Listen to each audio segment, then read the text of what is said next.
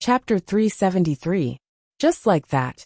The whole class was tormented by Teacher Pan for an entire morning self-study session, plus the first 2 classes. When the Tao Talismans class was over, everyone was astonished to find that they had actually done 3 sets of test papers on average. But that wasn't the most astonishing thing.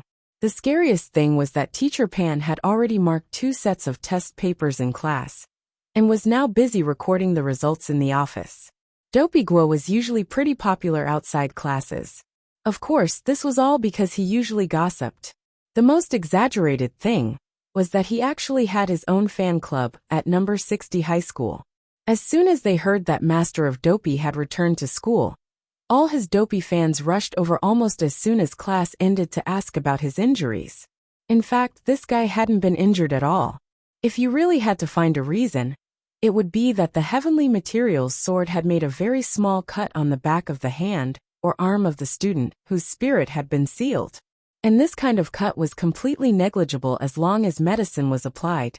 To be precise, the spirit sealing wasn't an injury, but a state of mind.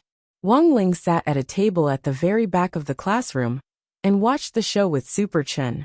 Because his table was right next to Dopey Guo's, it was now heavily surrounded and occupied by people. It actually didn't feel good to be sandwiched in the middle, and Wang Ling hated this feeling. So he simply stayed a little further away and watched the show with Super Chen. "How's your body now? How does it feel to have your spirit sealed?" someone asked. Dopey Guo closed his eyes and pondered for a bit, then immediately replied, It's probably my first time having my spirit sealed, and I feel a little weak." "Then how does it feel? Do you know what it feels like to play mahjong with 4 pissing beef meatballs stuck in a Russian nesting doll?"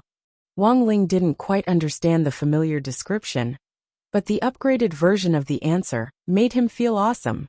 Seeing the pained expressions on everyone's faces, Dopey Guo couldn't help laughing. "I'm joking, it's actually not that serious. It just feels like I've suddenly been deprived of spirit energy. I'm just like an ordinary person now, and I'm not used to it. I can't even walk up the stairs." Actually, from the fact that his spirit had been sealed, it could already reflect the difference in physical quality between a foundation establishment cultivator and an ordinary person. In terms of cultivation talent, Wang Ling felt that Dopey Guo was actually pretty average. Although he was in the elite class, he couldn't be said to be too strong, and could just barely be considered average among the foundation establishment students in the city. In the last 2 years, no.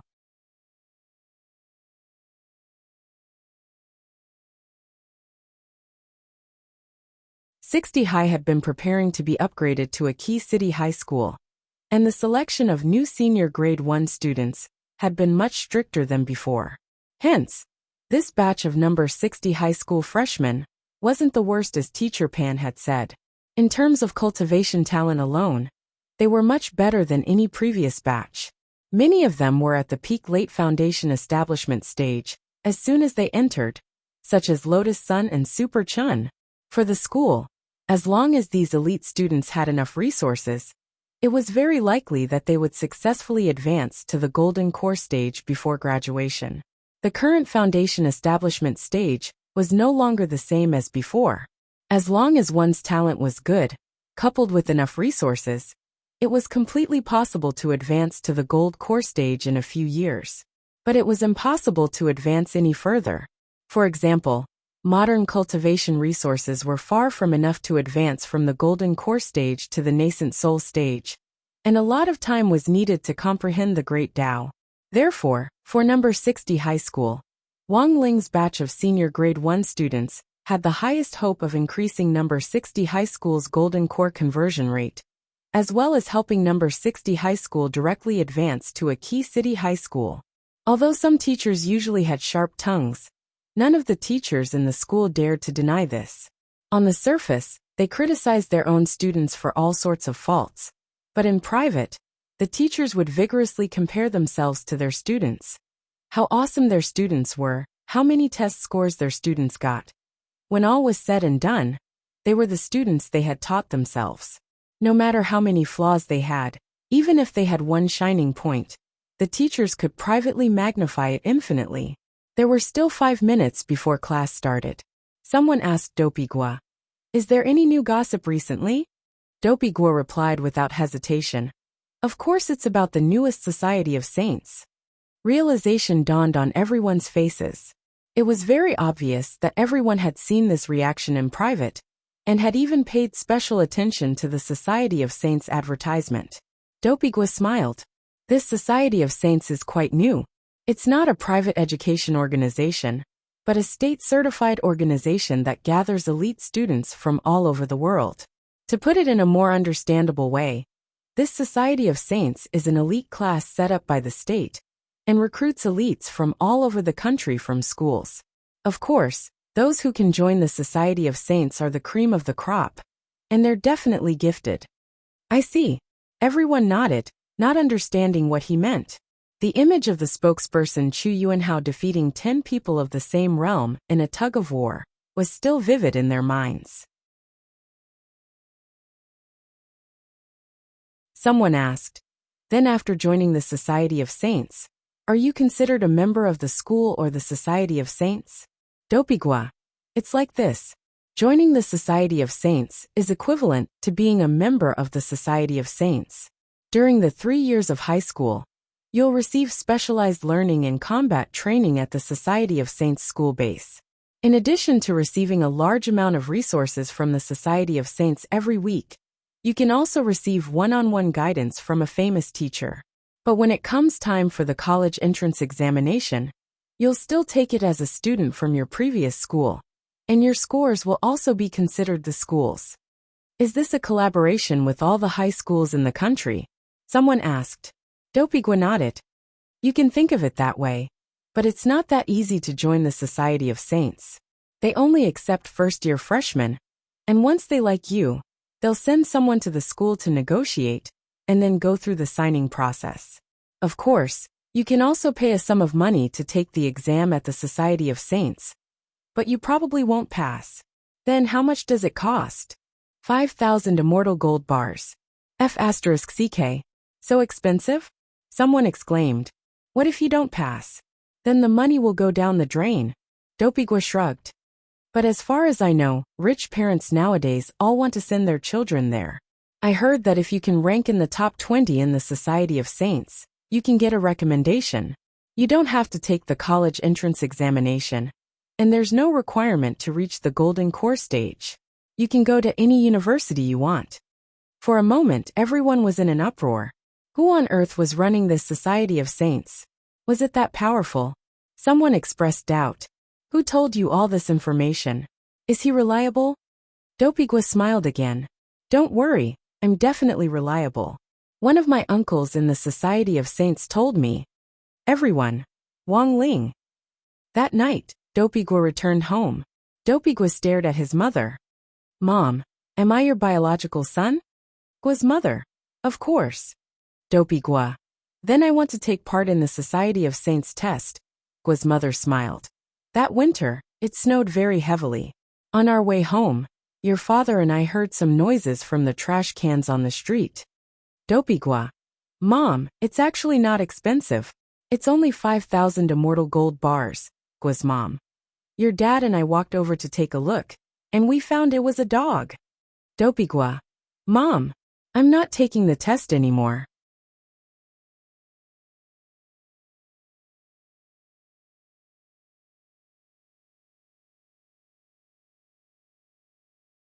Chapter 374.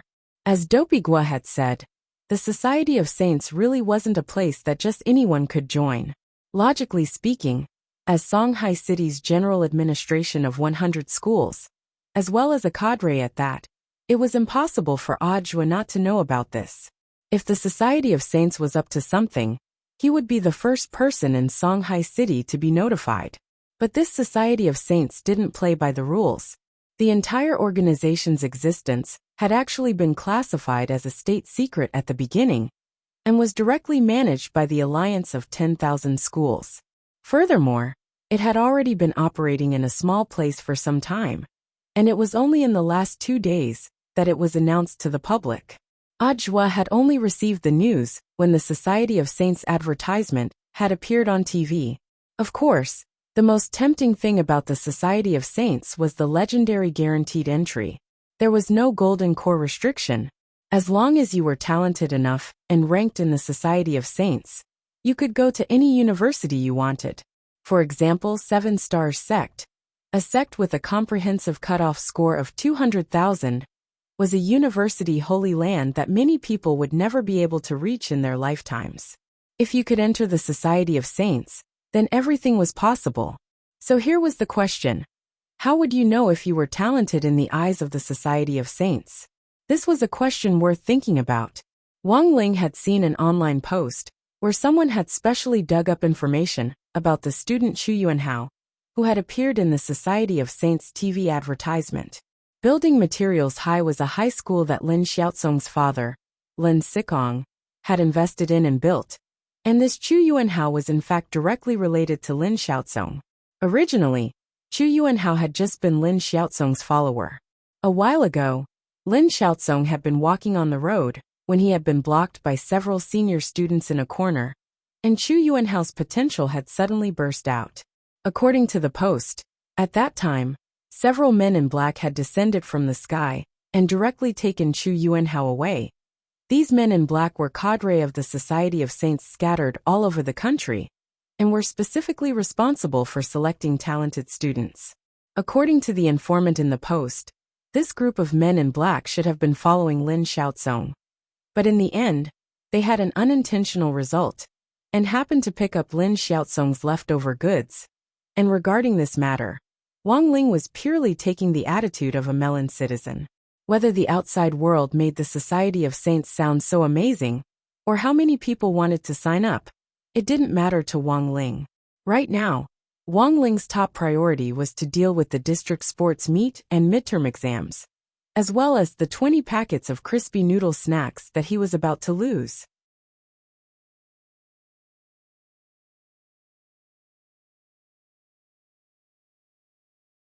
Everything else was secondary to him. No matter how powerful the Society of Saints was, it had nothing to do with him, as long as it didn't come back to him. But Wang Ling felt that the chances of the Society of Saints finding him were actually very low. His grades in number 60 high were neither high nor low, so why would they target him? Thinking this, he simply put the matter to the back of his mind. Review. This was much more important than the Society of Saints. One had to know that he had to average scores in his exams. If he did too well, Father Wang would scold him, and if he did too poorly, Teacher Pan would call his parents. Thus, Wang Ling felt that those who could get the average score in every exam were the real big shots. But not long after he opened the textbook, he received a text message from grenade-throwing senior immortal. "Brother Ling, there's something I need to tell you." Wang Ling replied with a question mark. Grenade-throwing senior immortal.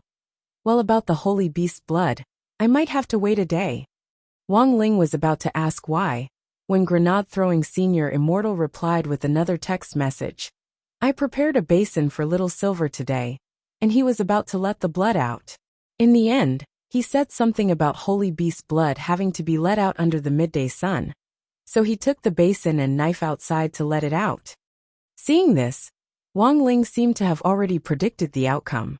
Sure enough, the second half of the text message read, "Then, the residents nearby saw little Silver slit his wrist and let out the blood. He's now in the detention center, and the police are trying to persuade him." Wang Ling. 7 o'clock in the evening, Songhai City's Anning District Cultivation Police Station. Little Silver was facing a police officer. His right wrist had already been disinfected and bandaged simply, when it had been discovered that he had slit his wrist. Little Silver's holy beast blood had already accumulated to fill half a basin. In the end, the police officers had poured it all out without saying anything. Recalling that scene now, Little Silver still felt a deep pain in his balls. Fortunately, holy beasts didn't rely on their livers to produce blood. Otherwise he would have died of exhaustion. Name: Little Silver. I'm asking for your real name. My name is Little Silver. The young man took out his ID card, which grenade-throwing senior immortal had personally taken him to apply for not long ago. Does it still hurt? The police little brother in charge of taking the statement asked with concern. This little brother had worked as a psychiatrist before, and was usually the one in charge of this type of attempted suicide. Actually, taking this statement was secondary. The most important thing was psychological counseling. These young people who had attempted suicide had to open their hearts and feel the warmth of the world. "It doesn't hurt anymore," Little Silver replied in a low voice, and at the same time looked at the bandage on his wrist with some disdain.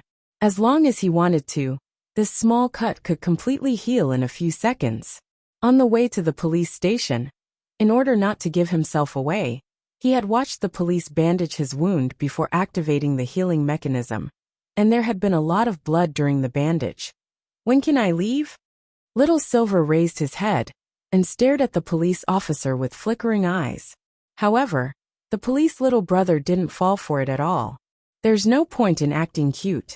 You have to explain clearly why you wanted to kill yourself." Little Silver muttered in a low voice, his expression a little resentful. "It's all because of those 20 packets of crispy noodle snacks." Hearing this, the police little brother almost threw his pen away on the spot. "What did you say?" "Little Silver. I mean because I didn't get the card I wanted out of the 20 packets of crispy noodle snacks. So?" The police little brother continued to be astonished. "Just because of that? That's why you thought of suicide?" "Little Silver. What else?" The police little brother. About an hour later, Grenade Throwing Senior Immortal arrived at the police station. Grenade Throwing Senior Immortal. "Hello, I'm here to bail someone out." In front of the reception desk, a police officer looked at him with a smile. "Who are you bailing out? Give me a name." Grenade Throwing Senior Immortal. "Little Silver." "Oh, that young man who looks like he's a mixed blood. He was indeed at our police station because of an attempted suicide before," the police officer said. Grenade Throwing Senior Immortal. "What about now?" Police officer. "Go to the psychiatry department in the independent ward of 2nd Hospital."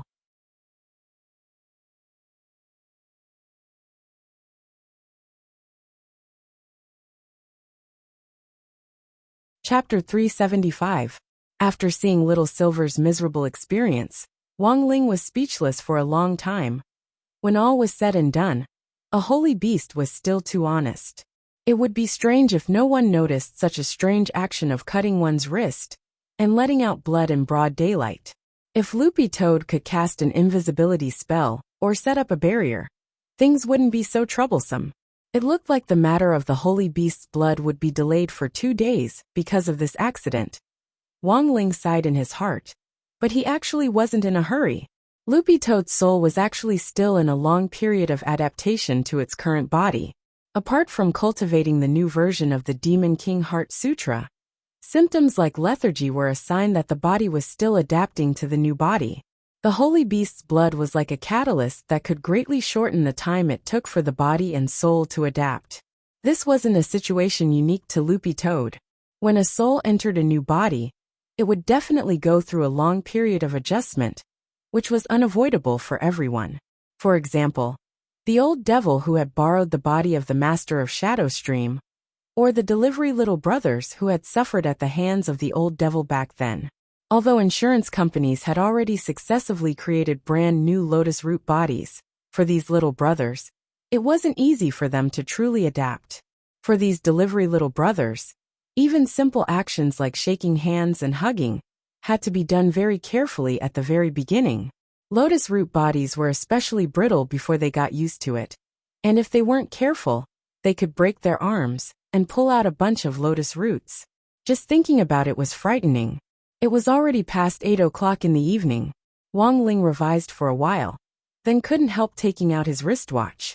Nowadays, all kinds of electronic products were really quite sinful. People couldn't control their hands, and always wanted to take them out for a look. In the morning, the Society of Saints incident hadn't completely blown up, and had only spread widely in school. At this point in time, Wang Ling was surprised to find that this Society of Saints was already trending. All the major news media, even the space, and the special trending topics at the top of the list were related to Society of Saints. But Wang Ling didn't click on it, and instead chose to ignore it. Then, he opened the class group chat, and unsurprisingly found that it had also fallen into the hands of the students. Discussions about this Society of Saints were getting more and more enthusiastic, as if everyone was gifted and could be signed by the Society of Saints at any moment. After all, the temptation of a guaranteed spot was really too great. After graduating from high school, if he could successfully enter the university he wanted to go to, his life would be more than half complete.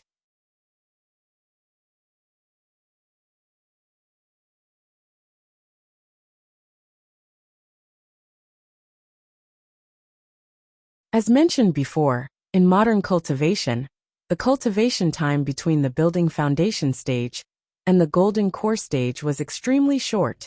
As long as one was talented enough and had enough resources, a breakthrough in a few years was not a problem at all. However, advancing from Jindan to Yuanying was different. At this time, a very good life mentor was needed, and this kind of opportunity could only be encountered in those famous universities. Of course, Wang Ling felt that none of this had anything to do with him. While Wang Ling was browsing online, Teacher Yi suddenly sent him a private message. Classmate Wang Ling, this is the competition form for the Battle of Soul Pets. When you have time, fill it out and send it to me. There are templates in the competition form, and these are spirit beasts that have already been selected by other schools. You can take a closer look at them. Then, Teacher Yi directly sent him the spreadsheet. Oh, that's right, student Wang Ling. All the spirit beasts participating in the Battle of Spiritual Pets need a certificate of their aptitude. When you come to school later, just give me a copy. To be honest, if it wasn't for Teacher Ye's physique, Wang Ling would have completely forgotten about this. Until now, Loopy Toad hadn't had its aptitude assessed by a proper organization, but it sounded troublesome. Loopy Toad could just take the test itself later. After that, Wang Ling opened the spreadsheet and directly flipped to the last few pages of the templates. This was the competition form for the Battle of Soul Pets event in the district sports meet between number 59 High School and Reliance High School. Both schools had already selected spirit beasts suitable for the battle.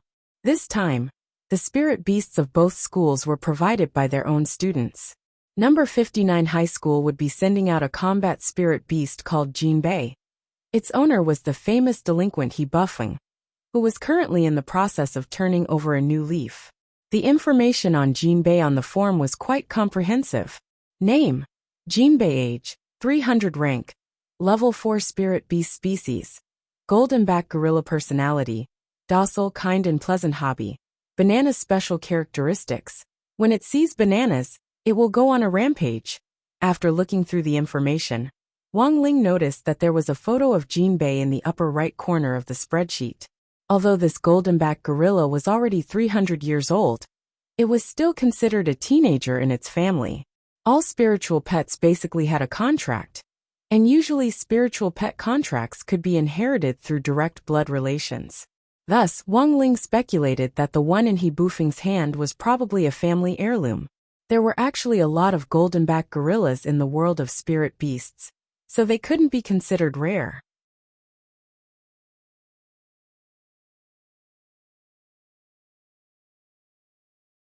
But in the world of spirit pets, they were priceless, and very few people would keep such a gorilla as a pet at home.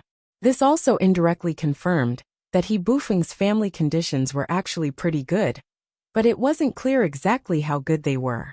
Apart from He Bufeng's golden-back gorilla this time, Reliance High School had also brought out a ferocious spirit beast, a land shark. Furthermore, it was a third-class one. Its owner was Aluminum Tree, one of the 3 tree brothers whom Teacher Yi had mentioned last time. Land sharks were fairly rare aggressive spirit beasts that could live on land and water, but while they were aggressive, they were very easy to tame. If you could raise a land shark cub from a young age and feed it meat and potato chips every day, its loyalty would definitely go through the roof. While it was true that land sharks were indeed very strong, they also had a fairly big flaw, and that was that they ate a lot. This species of spirit beast loved to eat, and not only did they like to eat, they were also very picky about what they ate, and normal people couldn't afford to keep them at all. Looking at this spreadsheet, Wang Ling couldn't help sighing in his heart. It turned out that the two opponents he had run into this time were both nouveau riches. In contrast, Wang Ling felt that Loopy Toad was really a lot easier to raise. It wasn't big, and apart from being easy to carry around, it also saved on food. The most important thing was that when you were tired from doing homework, its green fur always gave you a feeling of spring. As he thought this, Wang Ling scrolled down the spreadsheet and saw the specific information on the land shark. Name: aluminum small fish, age 233 years, rank third-class spirit beast, personality loves water, walks, gluttony, ferocious hobbies, all kinds of meat and potato chips. Special characteristics: it won't move if it doesn't eat.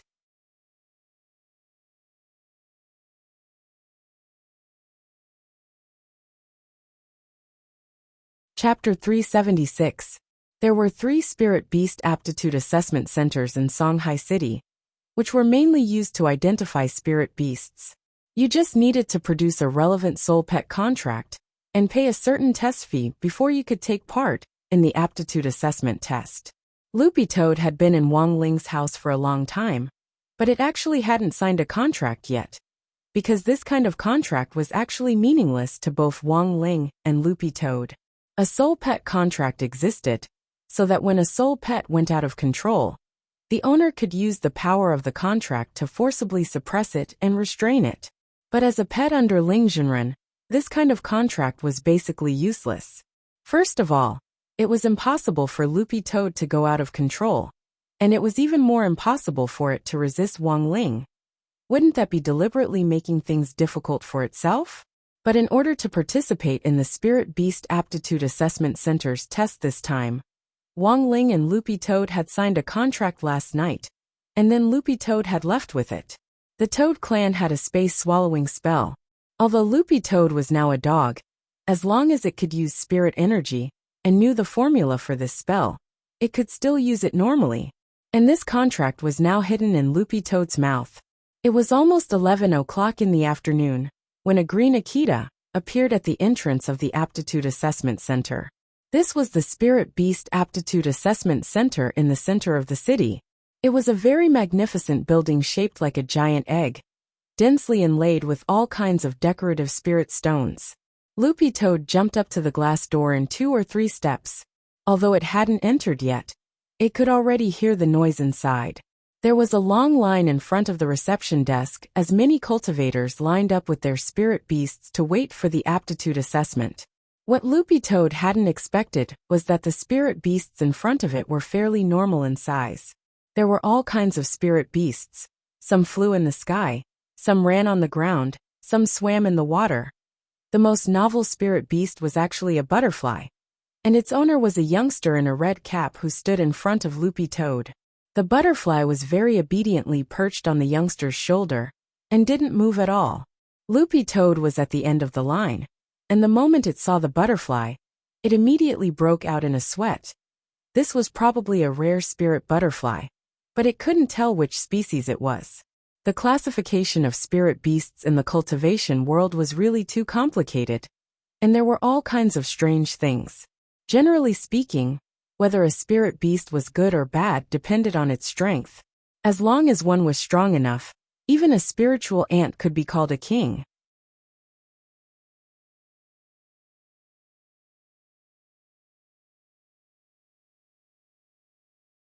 Nowadays, there were quite a few cultivators who relied on the spirit beasts they raised to travel all over the country to participate in spirit pet competitions to make money.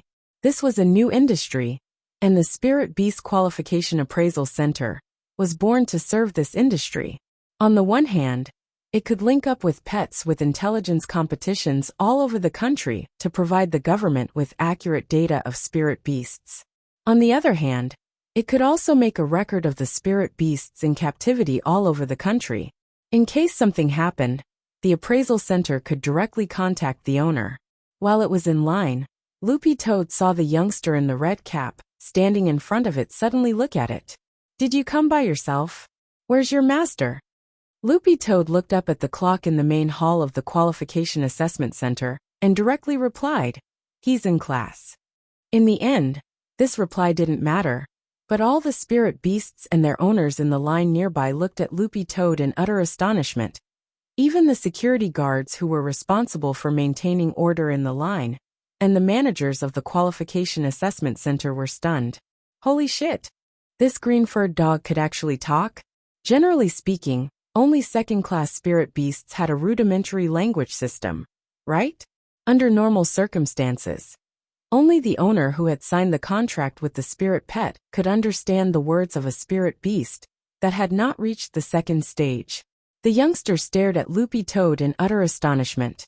You can talk. You're second class? Loopy Toad was very modest. Second class? I don't think so. The youngster was a little puzzled. Then how can you talk? Loopy Toad. I can also write. Is it hard to learn? Everyone. The youngster took a deep breath. He had initially wondered which owner would be so generous as to let his spirit pet participate in the qualification assessment on its own. That was because there was a follow-up question and answer session that required the cooperation of the owner. But if the spirit pet could talk and write, there really wouldn't be a need for the owner to participate in the qualification assessment. This youngster was actually the kind of cultivator who specialized in raising spirit beasts, and then took them to competitions all over the country. So the moment he saw Loopy Toad, he was instantly captivated. He felt that this green-furred dog wasn't just ordinarily handsome, a spirit beast under second class that could talk and write. What kind of breed was it? The youngster was extremely curious about Loopy Toad, and straightaway crouched down and stretched out his hand. Hello, let's get to know each other. I'm Wei Ji from Jinshin Town. You can call me Little Ji. Loopy Toad was blank, feeling like it had heard this line somewhere before. But it still put its paw on the youngster's hand out of courtesy.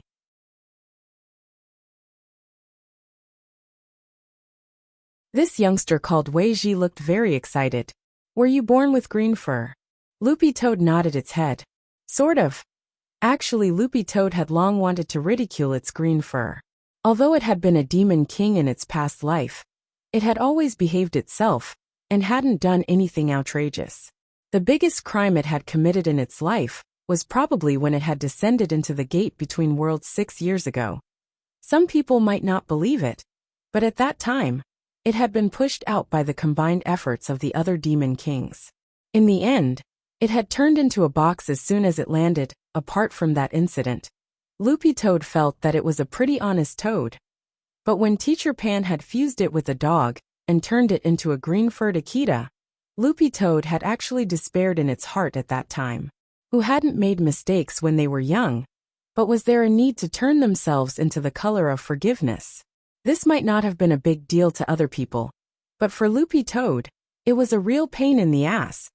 Because of this youngster called Wei Ji's sudden change of pace, Loopy Toad noticed that more and more eyes were now focused on it.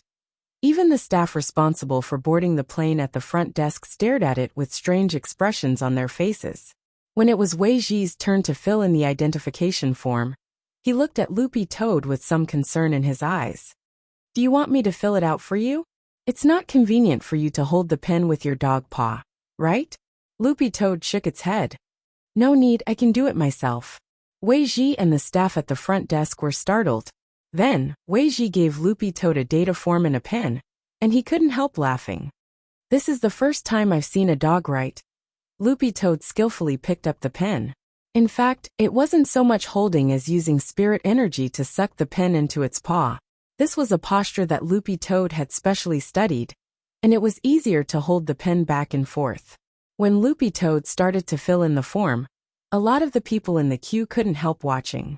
Even Wei Ji couldn't help glancing at Loopy Toad as he filled in the form. All of a sudden, Wei Ji asked curiously, "What breed of spirit dog are you?" Loopy Toad replied indifferently, "Akita." Akita? Everyone was shocked, because Akitas were just ordinary breeds of dogs, and weren't classified as spirit dogs at all.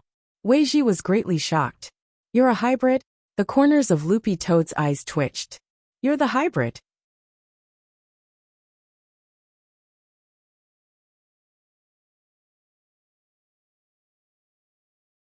Chapter 377.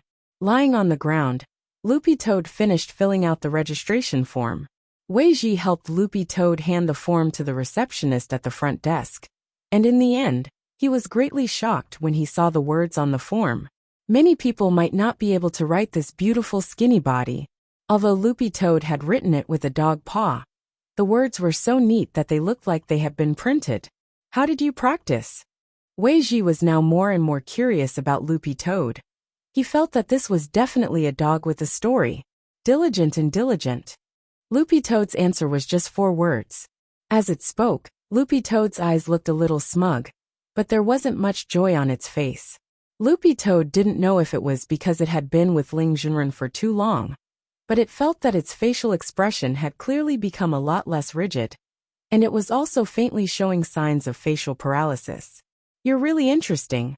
If it's possible, I really want to meet your owner, Wei Ji said. If there's a chance. Loopy Toad replied very politely. From this reply, Wei Ji instantly understood that if he wanted this strange green-furred Akita to help him meet its owner, it would be impossible. But even if it didn't take him there, Wei Ji felt that he could find his way there. That registration form just now had its owner's name and specific home address written on it. When he had helped Loopy Toad submit the registration form, Wei Ji had also secretly taken a photo. He could follow the address and find his way there. What kind of person could raise such a strange Akita? Wei Ji was becoming more and more curious. On the side, Loopy Toad couldn't help laughing in its heart when it saw Wei Ji's evil plan succeeding. When all was said and done, he was still a youngster, too young. Loopy Toad had in fact already sensed that Wei Ji had secretly taken the photo, but it wasn't worried at all, because the Great Shielding Spell would definitely affect the data that had been secretly stolen like this, and turn it into a mosaic. After waiting at the reception desk for a while, the staff quickly entered Wei Ji's information, and the information that Loopy Toad had filled in into the computer, and then gave them 2 number plates. Please go to the testing hall, and wait in line for the test. Loopy Toad held the number plate in its mouth. It was number 177, and Wei Ji was number 176. After seeing the number plate clearly, Loopy Toad raised its head and emitted a faint spirit light from its mouth. It directly used the space-swallowing spell to put the number plate away. It would be a little troublesome if it hung on its body. Wei Ji was even more surprised to see this. What spell technique is that? Loopy Toad replied, It's nothing. It's a very ordinary space spell that can store things in my mouth. When Wei Ji heard that, he cursed. Mouth trick. Loopy Toad. A man and a dog walked toward the testing hall.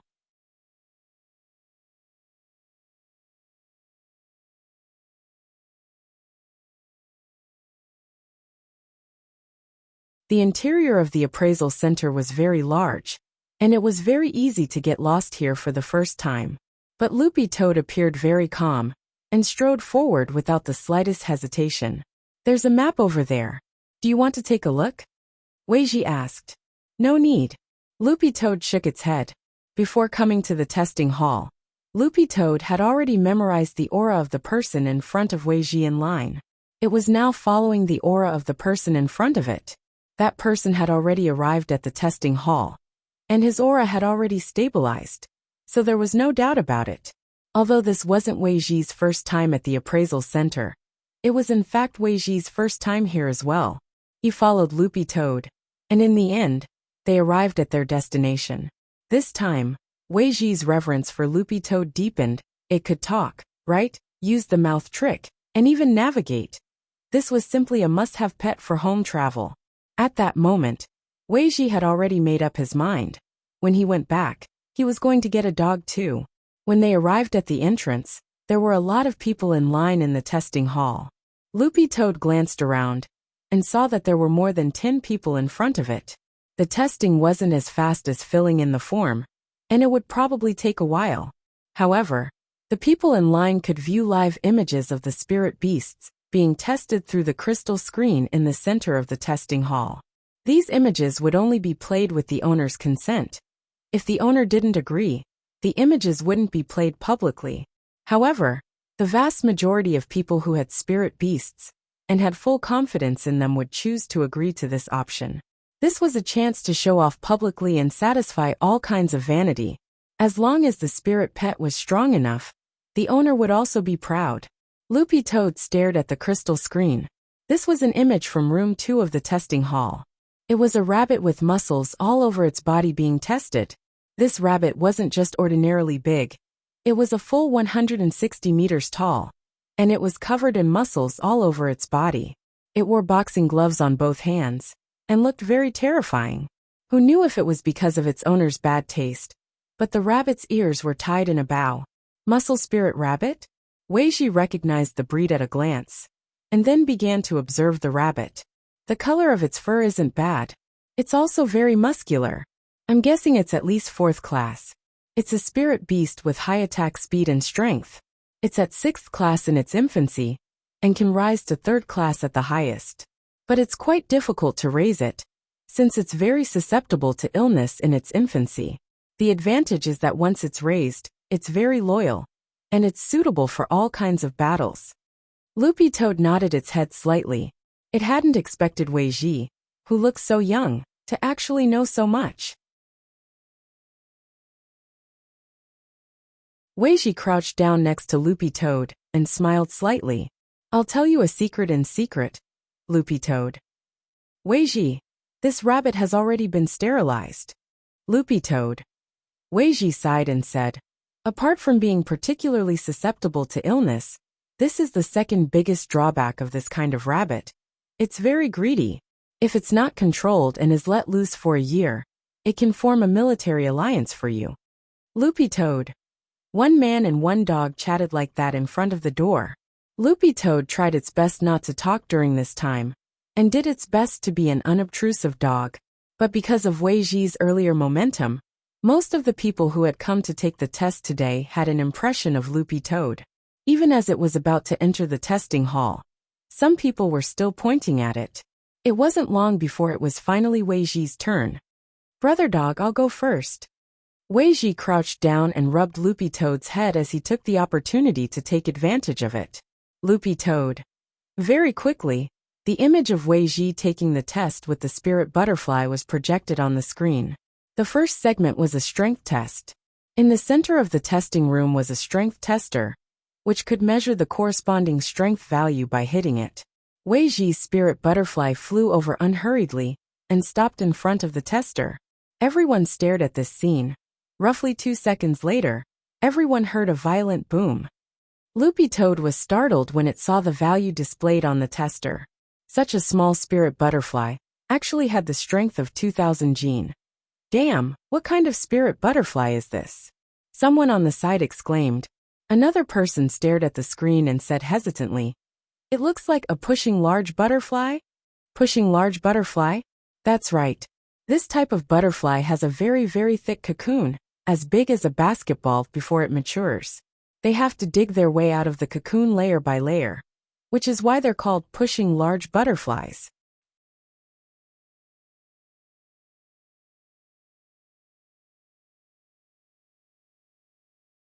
Chapter 378. There were many tests at the assessment center. In addition to the 5 basic ability tests of strength, speed, jumping, defense, and intelligence, the most important part was the final practical test. Before Weiji had entered, Loopy Toad had heard him say that the assessment center had trained the spirit beasts for the practical test. The abilities of all the test beasts were the same. The only difference was their grades. The assessment center's usual rule was that after the 5 basic ability tests, the instructors would directly assess the spirit beast's grade based on its overall ability. For example, if a spirit beast was assessed as a 4th class spirit beast, it would be assigned a 4th class test beast for practical combat in the final segment. If the spirit beast won, its final grade would be upgraded to 3rd class, or kept unchanged based on its performance in the actual combat. But if it lost, it would be demoted by 1 level. This rule had been set when the assessment center had first been established, and could actually be considered fairly fair. The only troublesome thing was the test beast's abilities. According to Weiji, all the test beasts in the assessment center were Spirit Emperor penguins. Loopy Toad had learned about this type of spirit beast before. Apart from being extremely patient and able to take a beating, they also had an extremely powerful ability to imitate. In a short period of time, they could completely replicate the spells that spirit beasts cast, and could be considered quite versatile. But they also had a weakness, and that was that their lethality was generally very limited. Thus, Spirit Emperor penguins were actually the most suitable spirit beasts for the assessment center to use as test beasts. While Loopy Toad was still thinking about this, a test room had already been emptied. At the same time, a number was announced, and it was Loopy Toad's number, 177. There were 5 test rooms in the test hall in total. Wei Ji had entered room 4, and the test room that Loopy Toad was about to enter was room 5, which was next to Wei Ji's. Loopy Toad glanced at the screen. Wei Ji and its pushing large butterfly had just started the speed test. After the number was called, Loopy Toad spat out the number plate from its mouth and waited quietly at the door of room 5. After that, the person who had entered room 5 to take the test first came out. It was a man in a black trench coat, and the spirit beast behind him was actually a small bone dragon. This small bone dragon looked very obedient as it followed the man in the black trench coat. But the 2 balls of hellfire in its eyes looked very terrifying. Is this guy a foreigner? Loopy Toad's heart trembled. Spirit beasts like bone dragons were all necromancers, and it was impossible to see them in Huaxiao Nation. Furthermore, domestic cultivators mostly pursued auspicious feng shui, and very few people would want to raise a spirit beast of the undead type. Therefore, the domestic market was not very good, but this kind of spirit beast was quite popular abroad. I really want to see the grade of this bone dragon. It should be very powerful. But it seems like its owner didn't choose to publicize the video of the test. What a pity. It's rare to see one. Discussions could be heard from the surrounding people. Loopy Toad watched the man in the black trench coat and the little bone dragon as they walked toward the door step by step. When they reached the entrance of the test hall, Loopy Toad saw the man in the black trench coat suddenly pause. Then Loopy Toad clearly sensed a powerful spiritual sense bearing down on it. Trying to test me? Loopy Toad narrowed its eyes and deliberately released its Demon King soul in return. As a result, the man in the black windbreaker at the door was obviously stunned. Then he staggered and almost fell. Loopy Toad sneered in its heart at this scene. A golden core cultivator. What the hell was he showing off to it for? After the man in the black windbreaker left with his bone dragon, Loopy Toad waited at the door for over 3 minutes before a very greasy-looking middle-aged male instructor came out of the test room. Mr. 2, sorry to keep you waiting. We were clearing the place just now. You can go in and take the test now. Loopy Toad's lips couldn't help twitching when it heard this form of address. Mr. 2. This form of address sounded very stupid. The middle-aged instructor flipped through the information in his hands. Looking at the information, this should be Mr. 2's first time here, right? Loopy Toad nodded, then gave the middle-aged instructor a strange look. Don't you think it's strange that I can speak? The middle-aged instructor shook his head with an indifferent expression on his face. I've been working in this field for more than 10 years. There's a good saying. You haven't eaten pork, but you've seen a pig run. Loopy Toad. The middle-aged instructor. Generally speaking, only second-class spirit beasts possess the ability to speak. But I have more than 10,000 spirit beasts appraised under my supervision. And occasionally I'll run into a few that can speak even if they haven't reached a certain grade. According to the requirements of the recently popular organization, the Society of Saints, these spirit beasts should also be exceptionally gifted. Loopy Toad. The middle-aged instructor looked at Loopy Toad and couldn't help laughing. But you seem to be able to write? That's an exceptionally gifted among exceptionally gifted. Be careful when you go back. Otherwise you might really be caught by the Society of Saints. Loopy Toad. The Society of Saints also accepts spirit beasts? The middle-aged instructor also looked at Loopy Toad in utter amazement. You don't even know this.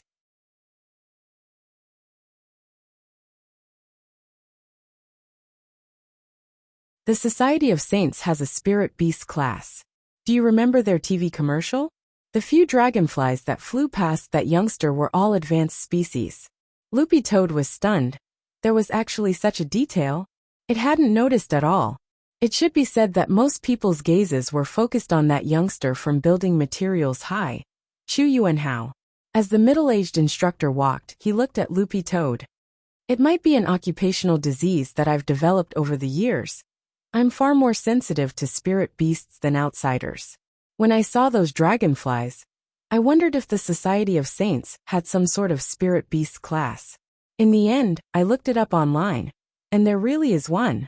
Furthermore, it seems that they've recently been working with spirit beast appraisal centers all over the country to look for exceptionally gifted spirit beasts. Loopy Toad didn't know why, but it suddenly felt a hair-raising sense of danger. One man and one dog chatted as they officially arrived at the testing room. There were several machines in the testing room. The middle-aged instructor said, "Mr. Second should have seen it on the screen outside. Next up are the 5 basic ability tests. After the tests are over, I'll deduce your grade and arrange for a test beast to fight you in actual combat." Speaking up to this point, the middle-aged instructor suddenly had a smug look on his face. "To tell you the truth, I raised all the Spirit Emperor penguins in this appraisal center." "Loopy Toad, you raised them?" "That's right. Our Ma family has raised all kinds of penguins as a business for generations." The middle-aged instructor held up his work ID in front of Loopy Toad and was very proud. "I am Ma Huateng, the only son of the Ma family's 30th generation." Loopy Toad.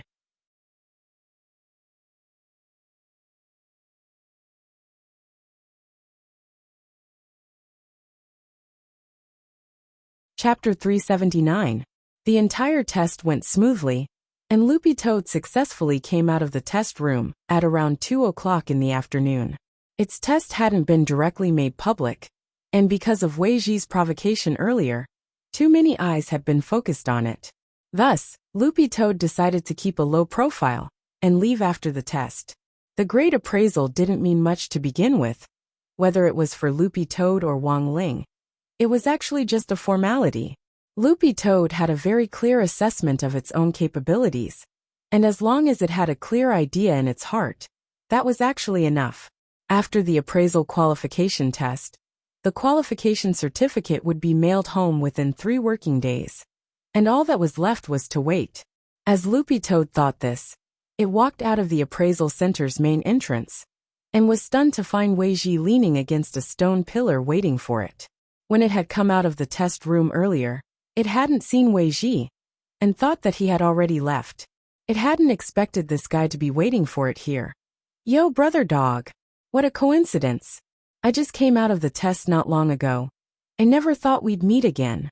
Wei Ji waved his hand as he looked at Loopy Toad, revealing a mouthful of white teeth.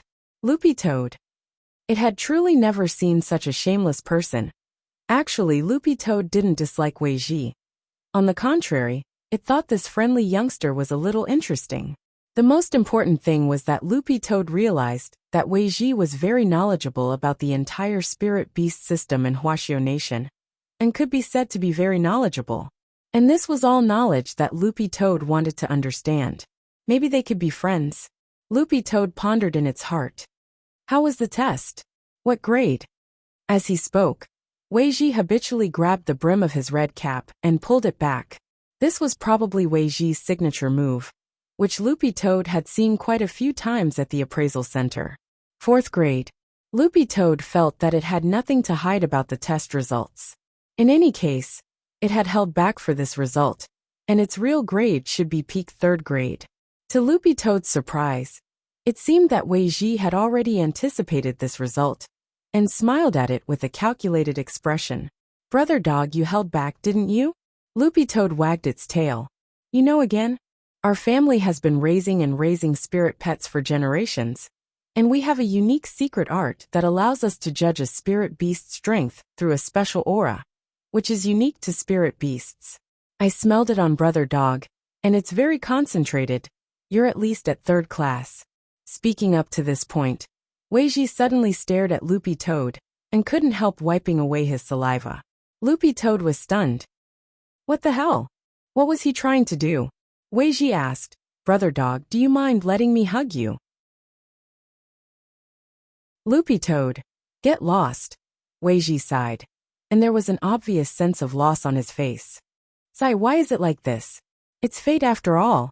It's been a long time since I've smelled such a strong and unique scent." The corner of Loopy Toad's mouth twitched. "Are you a dog? How did you know?" "Loopy Toad." After a moment of silence, Loopy Toad looked into the distance. "I'm going home." Saying this, it jumped down the steps very handsomely. There was an endless stream of cars and pedestrians in front of the appraisal center. The sun shone directly on Loopy Toad's green dog fur, which was still very obvious even in the middle of the crowd. Standing on the steps, Weiji looked at Loopy Toad's back and shouted, "Brother dog, will we ever meet again?" Loopy Toad didn't say anything and just raised a front paw. Only then did Weiji realize that his hat had actually been taken away. "I'll look for you." When it was a distance away, Loopy Toad turned its head slightly, and then its figure flashed as it disappeared into the crowd like a bolt of lightning. As expected, Brother Dog isn't simple. At the entrance to the appraisal center, Weiji took out a new hat and put it on his head, his heart filled with endless excitement. On the way back, Loopy Toad quietly crouched under a bench at the bus stop, ready to take the next spirit bus back to the Wong family's small villa. It had also done the same thing before. Considering that it would cause a huge uproar if a dog paid its own fare, or used a public transport card to take public transport, Loopy Toad's usual strategy was to wait for the moment the door opened to slip in like a bolt of lightning to hide, and then leave 2 coins under the bench before leaving. Loopy Toad had tried this method time and time again, and it was very confident in its speed. Even if the surveillance footage wasn't slowed down by around 50 times, it wouldn't even be able to see its shadow. Just as Loopy Toad was crouching under the bench and yawning, it suddenly sensed a familiar aura, which instantly raised its guard. It had smelled this aura before, and it was very obvious that it was hostile. Under the bench, Loopy Toad narrowed its eyes, and then saw a guy in a black windbreaker appear in front of it. Loopy Toad was sure that this was the man in the black windbreaker, who had brought the bone dragon with him in the test hall. Was he here for revenge? Loopy Toad couldn't help laughing in its heart. It was too lazy to avoid him, and simply walked straight out. In the end, it realized that as soon as it walked out, several black shadows had appeared out of nowhere and directly surrounded it. These people had lassos in their hands and a cage in their hands. The most frightening thing was that one of them even had a taser in his hand. This group of people had wretched smiles on their faces, and it was obvious that they were up to no good. F***K. What were they doing? Loopy Toad knew that it had already been targeted.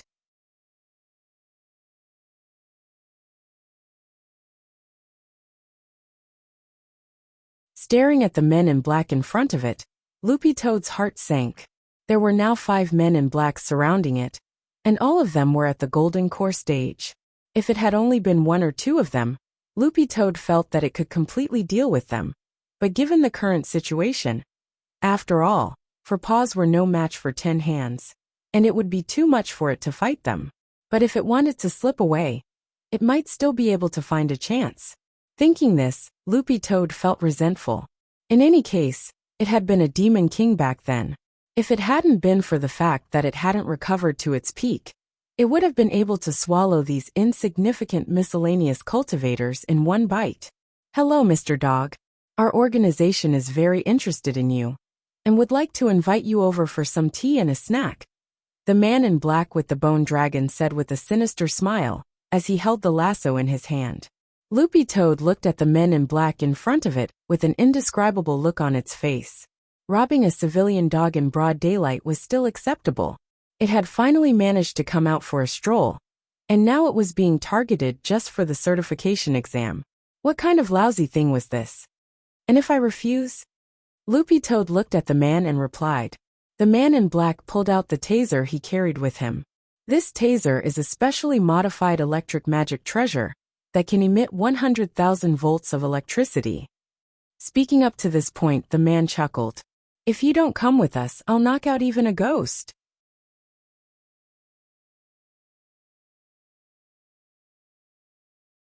Chapter 380. Loopy Toad really didn't know what to say when they had gone to such lengths to catch it. It felt that its performance at the assessment center today had actually been low-key enough. Just because it couldn't speak and write before reaching second class, they thought it was exceptionally talented and wanted to catch it? Wasn't this Society of Saints a little too sloppy? Furthermore, Loopy Toad had a hunch that these people might be related to the Society of Saints, but they definitely weren't from the Society, a state-certified talent organization that had formal channels of cooperation with major schools and organizations. Why would they not use those channels and specifically send people to kidnap so-called geniuses in broad daylight? If this group of people really were from the Society of Saints, Loopy Toad could only think that their brains had probably been kicked by a donkey. Are you from the Society of Saints? Loopy Toad asked in order to confirm its suspicions. You can think of it that way. The Bone Dragon Man smiled. Loopy Toad nodded after hearing this. It was already certain that this group of people weren't from the Society of Saints, or at least not from official channels. If they really were from the Society of Saints, how hard would it be to admit it? The Society of Saints was now the talk of the country, and the education world was shaken. Everyone in the city knew about it, and it was an absolute honor for most people to be able to work in such an organization. Loopy Toad sighed in its heart. It had finally come out, and it didn't want to stir up trouble. If little Master Ling found out, he would probably be unhappy again. Suddenly Loopy Toad pointed to the sky. Look, a UFO. In the end, these men in black weren't fooled at all. The Bone Dragon Man couldn't help laughing. Do you think we're 3-year-olds? How could we fall for this kind of trick? Loopy Toad didn't admit defeat, and pointed to the sky again. Look, Yui Aragaki. The Bone Dragon Man chuckled. It's no use, come with us obediently. In our line of work, apart from our mission goals, we're not moved by anything else. Loopy Toad suddenly felt a chill run down its spine. Not only were these men perverts who liked trapping dogs, they were actually a bunch of gays. At that moment, Loopy Toad felt that it had to use its trump card. Once again, and for the last time, Loopy Toad pointed to the sky. Look, playful on you. In that instant, the men in black were inexplicably dazed. It was as if they had been hypnotized, and their foreheads followed Loopy Toad's paw to look at the sky behind them in a very demonic manner. The sun is very bright today, but there's nothing at all. In an instant, the men came back to their senses, led by the skeletal dragon man. All of them were flustered and exasperated. Damn it! He was actually led away. When he looked back, the green-furred dog that was originally under his feet had already slipped away. On the distant horizon, it was turning into a small green dot at a speed visible to the naked eye. Quick, chase them! The Bone Dragon Man gritted his teeth and shouted. The 5 of them didn't give up. One by one, they controlled their magic treasures and split into 3 groups to pursue. It was obvious that this was not the first time these 5 people had done this. They were very familiar with the surrounding streets and terrain. Loopy Toad never thought that this group of Society of Saints impersonators would actually be so obsessed with it. Furthermore, it felt that the other party had probably already planted a spirit mark on it. Furthermore, it wasn't very familiar with the surroundings of the Spirit Beast Assessment Center. In the city, the area it was most familiar with was the area around the food market that it often went to with Mother Wong and the old man. In short, if it continued to be chased like this, the situation would only get worse. At that moment, Loopy Toad's first thought was Dopeygua's family's pet shop, the Soul Servant Shop. It knew that the shop was in the city center and wasn't far from the Spirit Beast Assessment Center. As a long-established pet shop, Dopey's family's Soul Servant Shop occupied a prime location. As long as it could escape there, this group of people would probably give up on chasing it, right? Loopy Toad thought to itself. Loopy Toad remembered very clearly the specific address written on the bags of New Orleans fly-flavored dog food that Dopeygu had provided earlier. But the problem was that it couldn't calm down and study the route at all in this situation where it was being chased. This dog was unfamiliar with the place, and it was quite awkward. But just as Loopy Toad passed through an alley onto a street, a small black car suddenly drove up from the side. The driver was actually Wei Ji. Wei Ji didn't stop the car, but merely slowed it down and waved at Loopy Toad. The window in the back was already down. No time to explain. Get in the car. At that moment, Loopy Toad didn't say another word. It directly jumped up from the entrance of the alley and flew into the moving black car. One man and one dog worked very well together. Hi, brother dog. As expected, our fate isn't shallow. Wei Ji greeted Loopy Toad through the rearview mirror. Loopy Toad had actually never believed in fate, but today it realized that it and Wei Ji's fate really wasn't shallow. How did you know I was here? In the car, Loopy Toad stared at Wei Ji, feeling very amazed. Brother dog, did you forget that I told you that you have a special aura on you? This special aura is unique to every spirit beast, and there are subtle differences. Only people in our family can smell it. Wei Ji couldn't help laughing. Since there's a way to smell out special auras, there's naturally a way to track them.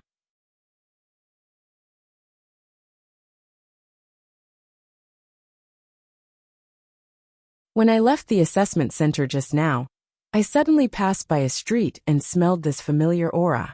Furthermore, it felt like it was abnormally thick. Usually, it's only when we're in danger that the intensity of this aura will soar. Loopy Toad. Wei Ji, let me say this first, I didn't deliberately follow you. I only set out a minute after you left. Loopy Toad. Wei Ji, I just happened to pass by that street and didn't see the bus stop or the group of men in black chasing you. Loopy Toad. Wei Ji. In short, everything that happened between you and me, brother dog, was preordained by fate. Loopy Toad. Wei Ji drove the black car forward, steering the steering wheel and ignoring all obstacles. Loopy Toad was stunned to realize that Wei Ji's driving skills were godly. It would really be a pity if he didn't participate in the Fast and Furious series with this level of skill. But this wasn't enough to completely shake off the pursuit of the men in black. Wei Ji's temper flared up. What kind of people are they? 5 golden core cultivators trying to catch a dog? This is really strange. Loopy Toad sighed. I've been marked with a spirit sense. I have to think of a way to wash it off first. Wei Ji. How? Loopy Toad. Go around the area first. I'll lick my body with my saliva, and it'll wash off. Wei Ji. Including my chrysanthemum? Loopy Toad.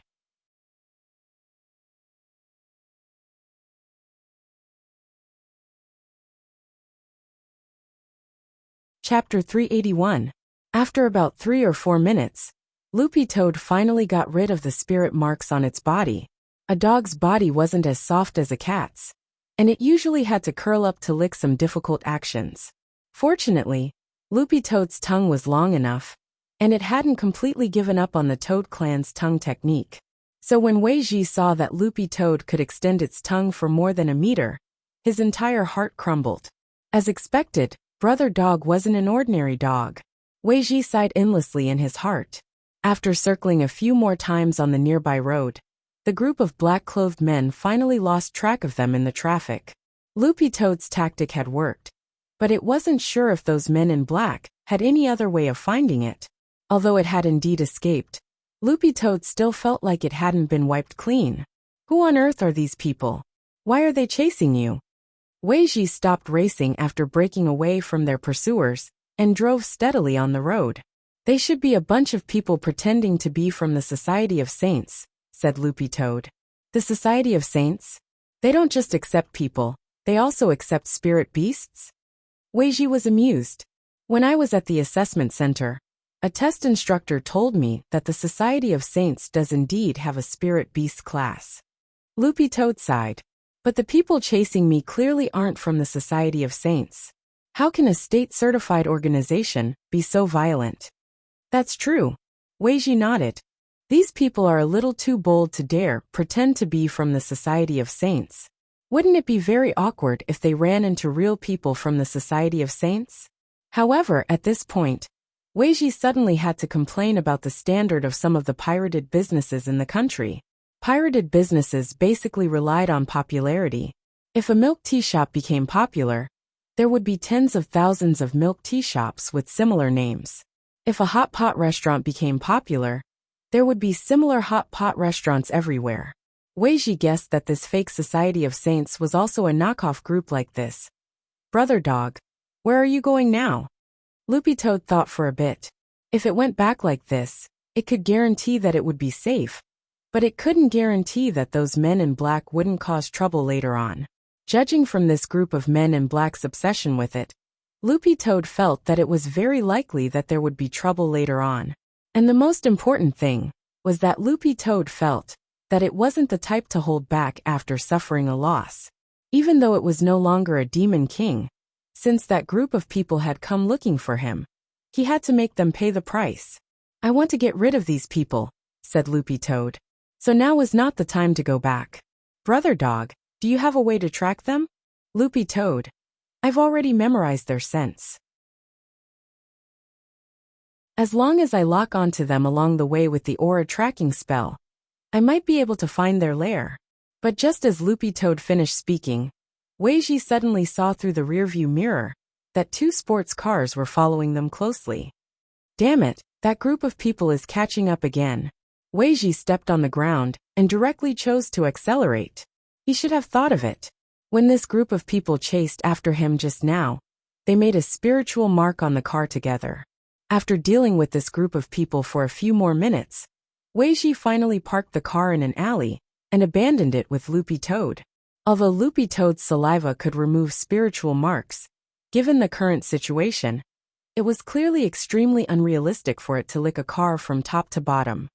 How can these people's spiritual marks be so accurate? "I remember that there's a chance that this spell will fail, right?"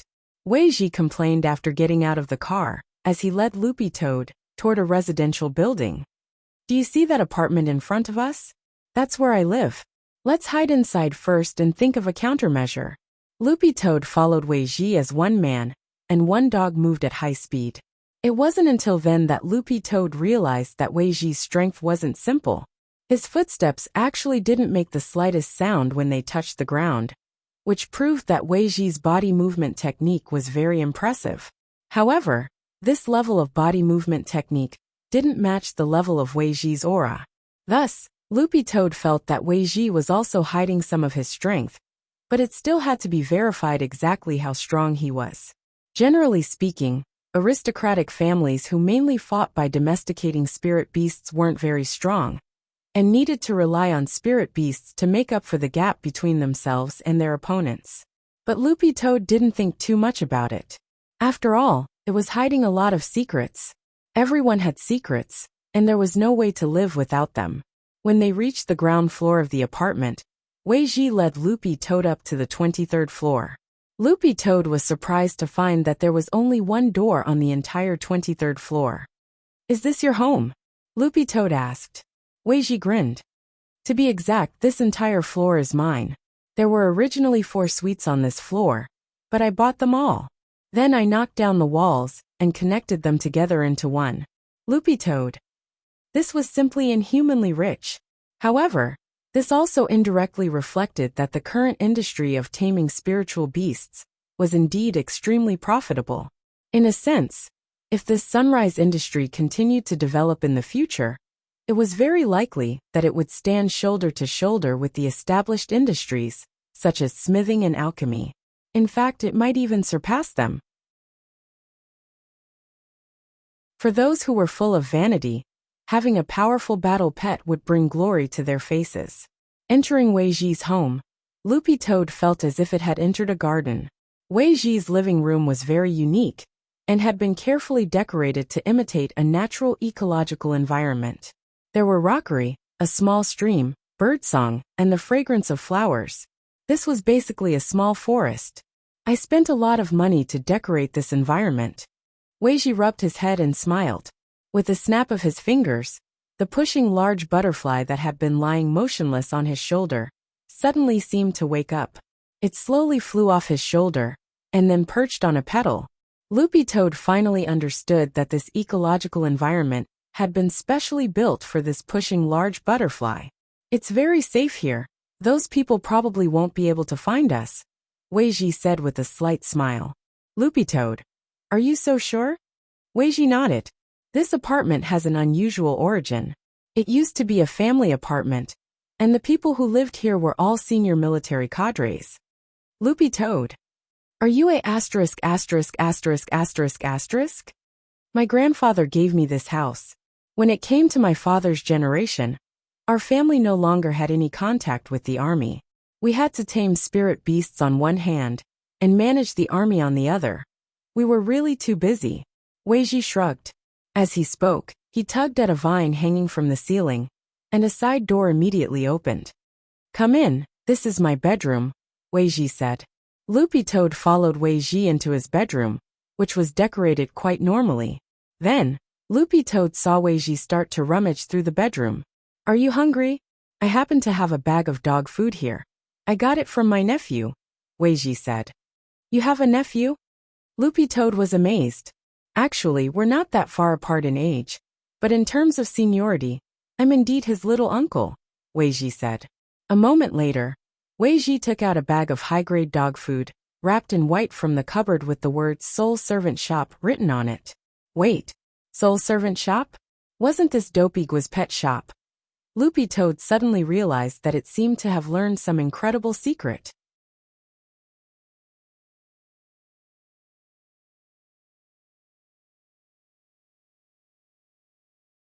Chapter 382.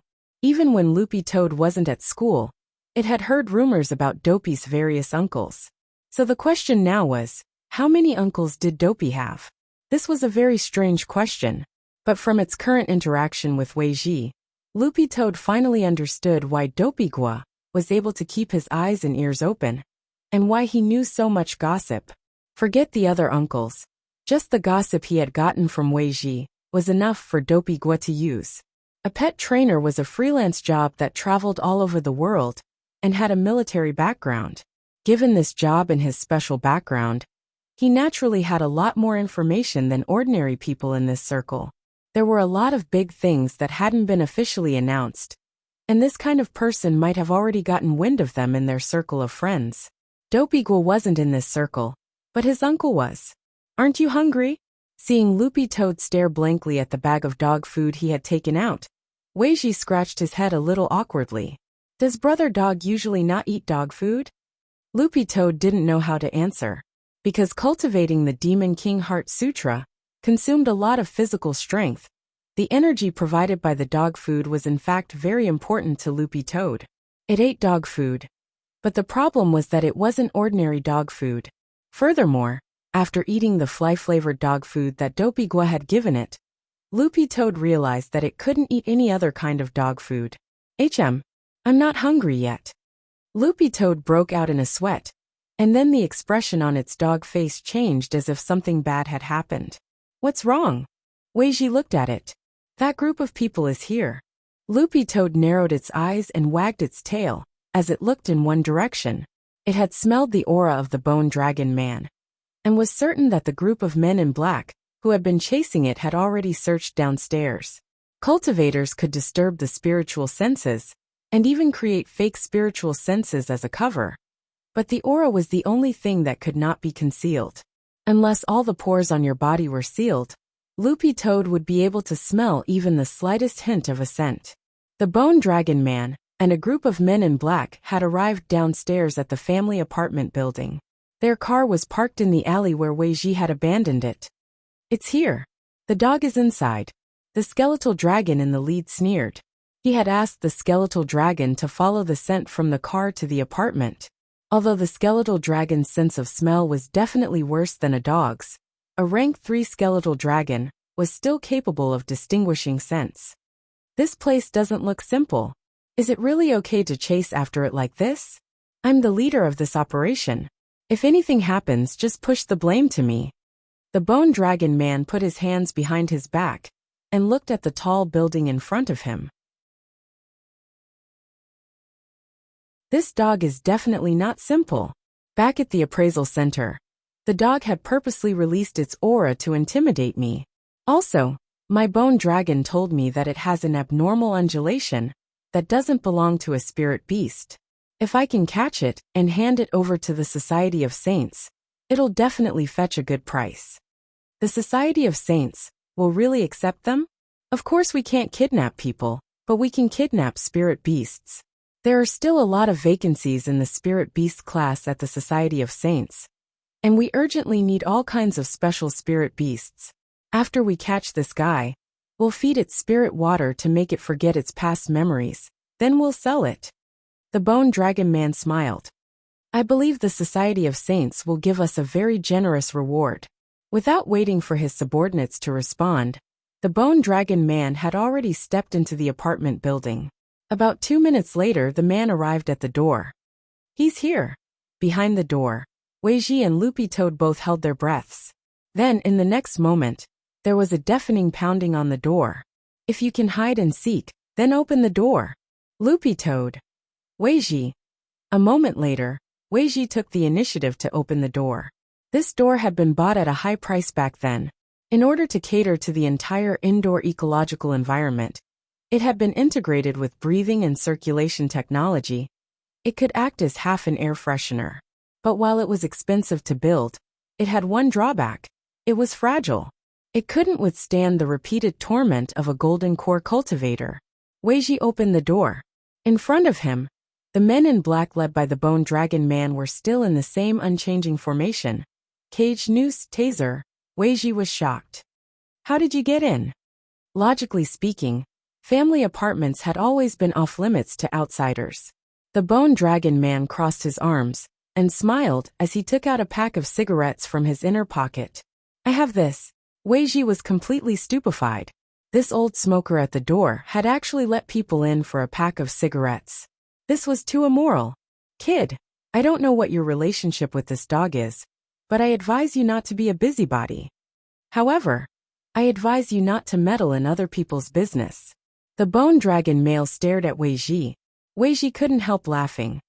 "Unfortunately, I have true love for Brother Dog, Loopy Toad." When the men behind them heard Weiji's words, they couldn't help exclaiming, "Huh." Weiji took a deep breath, his expression very calm. He slowly put his hands behind his back and stared at the Bone Dragon Man in front of him. "Since you've already barged in here and are determined to make a move, does that mean you've already accepted the price you'll have to pay?" The Bone Dragon Man couldn't help laughing. "I'm not easily frightened. In our line of work, how bad can the outcome be? What's wrong with catching stray cats and dogs and then selling them for money? We're just riding on the Society of Saints trend to make some quick money. I know. You're pet hunters." Weiji finally understood now that this group of people were the pet hunters, who were now being severely boycotted by the pet trainers' world. However, pet hunters couldn't see the light of day, and usually chose to act at night. This was the first time even Weiji had seen such an arrogant activity in broad daylight. "Since you know who we are, there's no need to explain anymore." The Bone Dragon Man also took a stance. Pet trainers and pet hunters were enemies to begin with. Weiji shielded Loopy Toad behind him. Since pet hunters were involved in this matter, Weiji had to take action even if he didn't want to. "Brother Dog, just stand here and don't move." Loopy Toad. Weiji took a stance. "Let me test this guy first." As soon as he said that, the Bone Dragon Man actually made the first move, gaining the initiative by striking first. He was very fast, and Loopy Toad's line of sight was blocked by Weiji's body, so it couldn't see his movements clearly. By the time Loopy Toad changed its angle of view, it saw that the taser in the Bone Dragon Man's hand had already directly hit Weiji's body. Pa! Lightning flashed. There was the sound of an electric current. To the Bone Dragon Man's surprise, Weiji was actually unscathed. The Bone Dragon Man. "That's impossible. My taser magic treasure has 100,000 volts of electricity."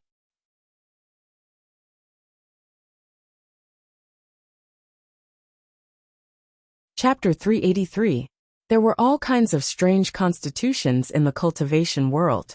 For example, people with a poison constitution.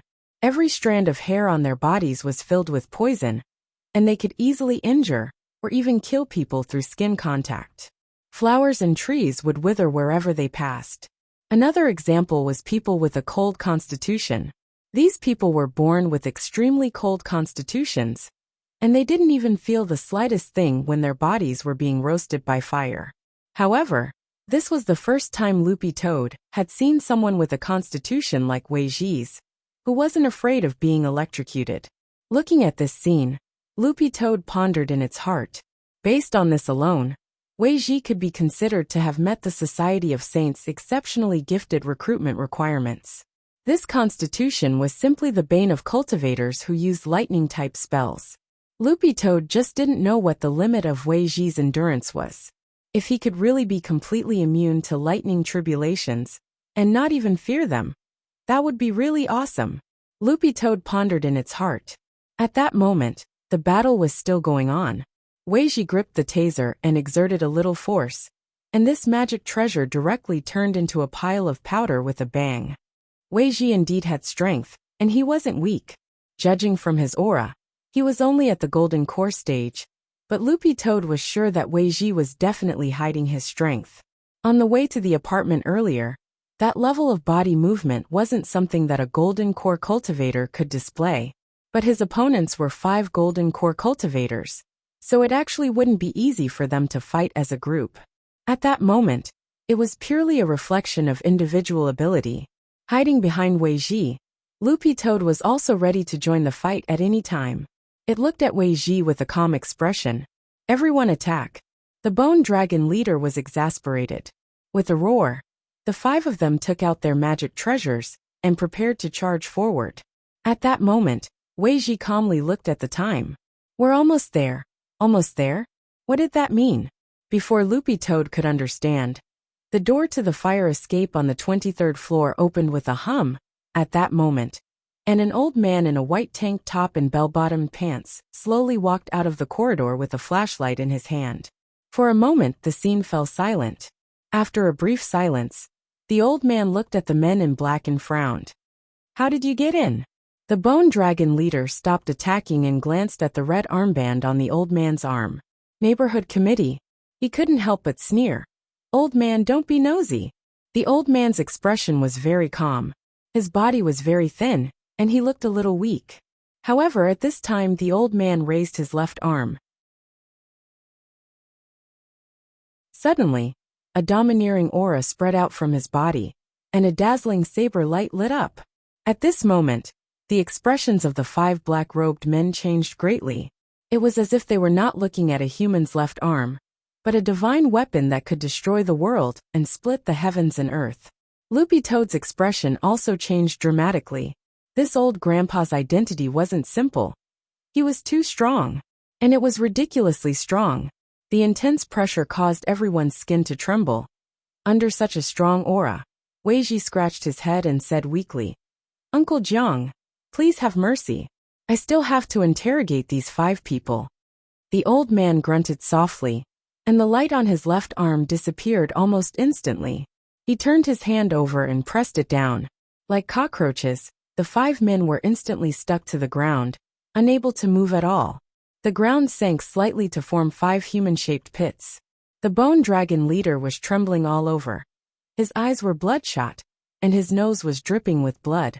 This place isn't a place where you can come and go as you please, the old man said in a low voice as he stared at the 5 black-robed men on the ground. Then he looked at Wei Ji. You calculated that I would come at this time, so you deliberately brought them to the apartment, right? How could I? Uncle Jiang. Wei Ji smiled awkwardly, his expression non-committal. Asking me to be your fighter, you've got guts. The old man snorted. Then, with a slight shake of his feet, a small wave of air rushed out and swept the 5 black-robed men away, opening up a path. Wei Ji. Uncle Jiang. The old man glared at Wei Ji. What are you standing there for? Get out of the way, I'm going in to read the water meter. The look made Wei Ji shiver. Okay, Uncle Jiang. When they entered, Uncle Jiang also saw Loopy Toad, and he couldn't help raising his eyebrows. Did you raise this dog? Loopy Toad. Wei Ji. It's a friend's. Uncle Jiang stared at Loopy Toad for a while. Although Loopy Toad didn't feel any spiritual senses or aura sweep over it, the look in his eyes made all its fur stand on end. Too scary. Just one look could be so intimidating. What's the saying again? Every now and then Uncle Jiang would say, ugly skins are all the same, but interesting souls are 1 in a million. These words had a profound meaning, and Loopy Toad shuddered with fear and trepidation. This old man was really terrifying. What do you mean, Uncle Jiang? Wei Ji rubbed his head. Go figure it out yourself. But your friend's dog is indeed quite interesting. Uncle Jiang chuckled and went inside to read the water meter with his hands behind his back. It was obvious that this wasn't the old man's first time here, and he was clearly very familiar with the structure of Wei Ji's house. About 5 minutes later, the old man came out of the kitchen. When he returned to the door, he found that Wei Ji had already tied up the 5 men in black. With his hands behind his back, the old man had a very relaxed expression on his face. I'll leave these 5 people to you to interrogate. I still have to go to the next house to read the water meter. Okay, Uncle Jiang. Have a safe trip, Uncle Jiang. Wei Ji saluted at the door and bowed. It wasn't until the old man left through the fire escape with his hands behind his back that Wei Ji heaved a huge sigh of relief. Ah, that was close. Uncle Jiang is still as good as ever. I almost fainted when I saw that aura just now. Wei Ji couldn't help sighing. This senior is? Loopy Toad was very curious. Have you heard of Jiang Lei? Wei Ji said. Loopy Toad was stunned. This was one of the 10 founding generals of Huaxiao Nation, like General Yi, Secretary Dakong and Minister Shi. That old man just now had actually been Marshal Jiang? Wei Ji. When the gate between worlds first opened back then, Uncle Jiang was very awe-inspiring. When the first Demon King fell, Uncle Jiang rushed up alone, and then used his scissor legs to crush the Demon King's head. Loopy Toad. Wei Ji. Now Uncle Jiang can be considered to have retired with honor. Also, the land for this family apartment is Uncle Jiang's, and it was Uncle Jiang who built this building himself back then. In modern terms, Uncle Jiang's current status should be building owner.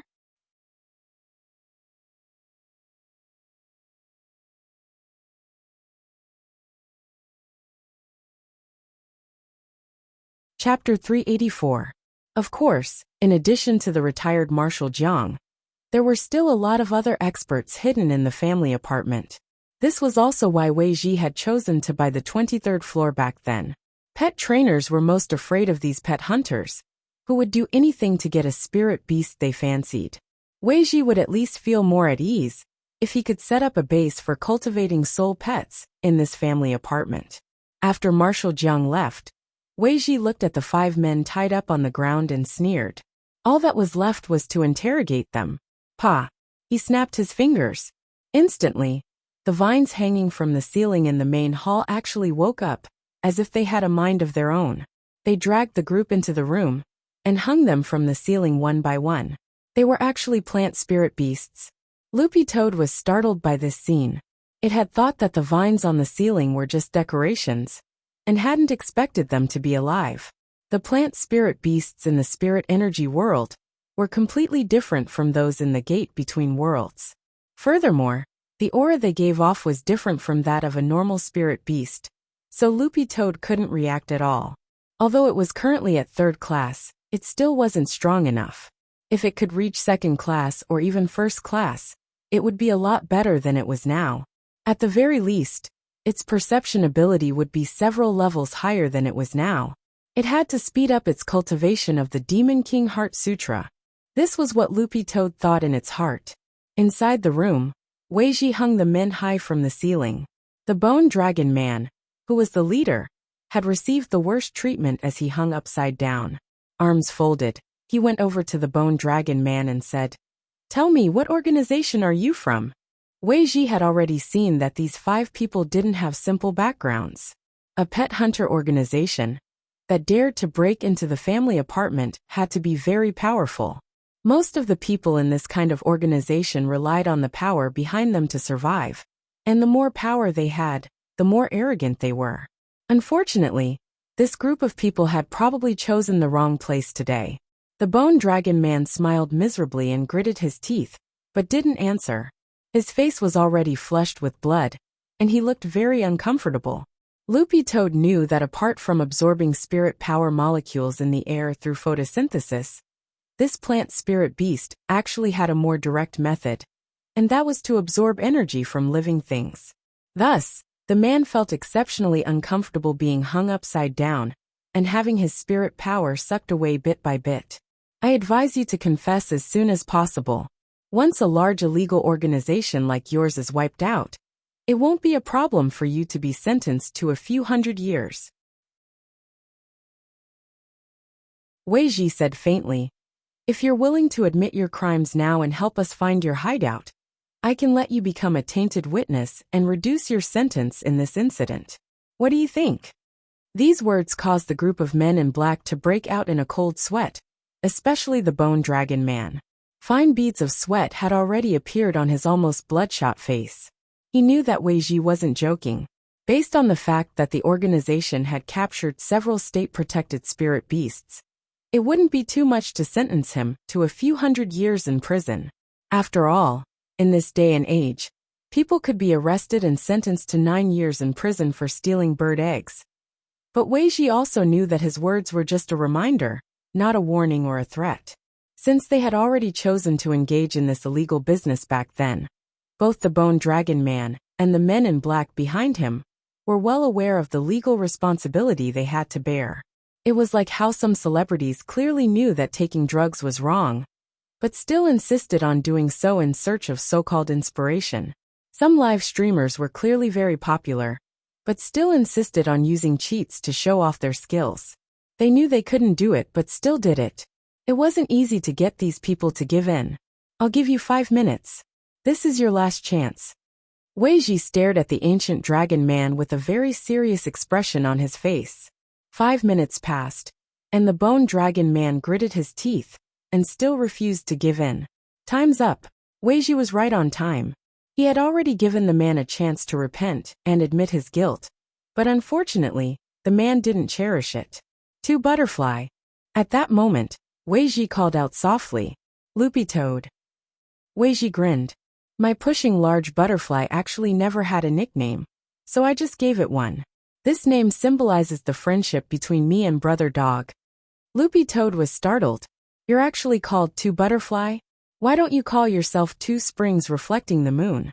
Hearing Wei Ji's call, the pushing large butterfly that had been perched on the flower slowly flew over and scattered a pile of shiny powder on top of the Bone Dragon Man's head. "Loopy Toad, what's this?" Wei Ji replied, "Hallucinogenic powder." The Bone Dragon Man's face instantly turned unsightly. He hadn't expected Wei Ji to actually have this trick up his sleeve. "I originally didn't want to use this trick. After all, the hallucinogenic powder's side effects aren't small. But I've already given him a chance." Wei Ji sighed. As he said this, Loopy Toad saw the Bone Dragon Man's pupils gradually begin to slacken, as they were stained with a faint layer of red. This was a symptom of the hallucinogenic powder taking effect. Wei Ji stared at the man. "What is your organization?" The Bone Dragon Man replied, Demon Hunters Association, Wei Ji. "How many core members are there?"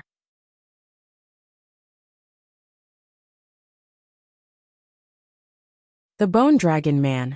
"Hundreds of core cadres." Both Wei Ji and Loopy Toad were taken aback by this answer. Hundreds of core cadres? That organization had at least thousands, or even tens of thousands of members.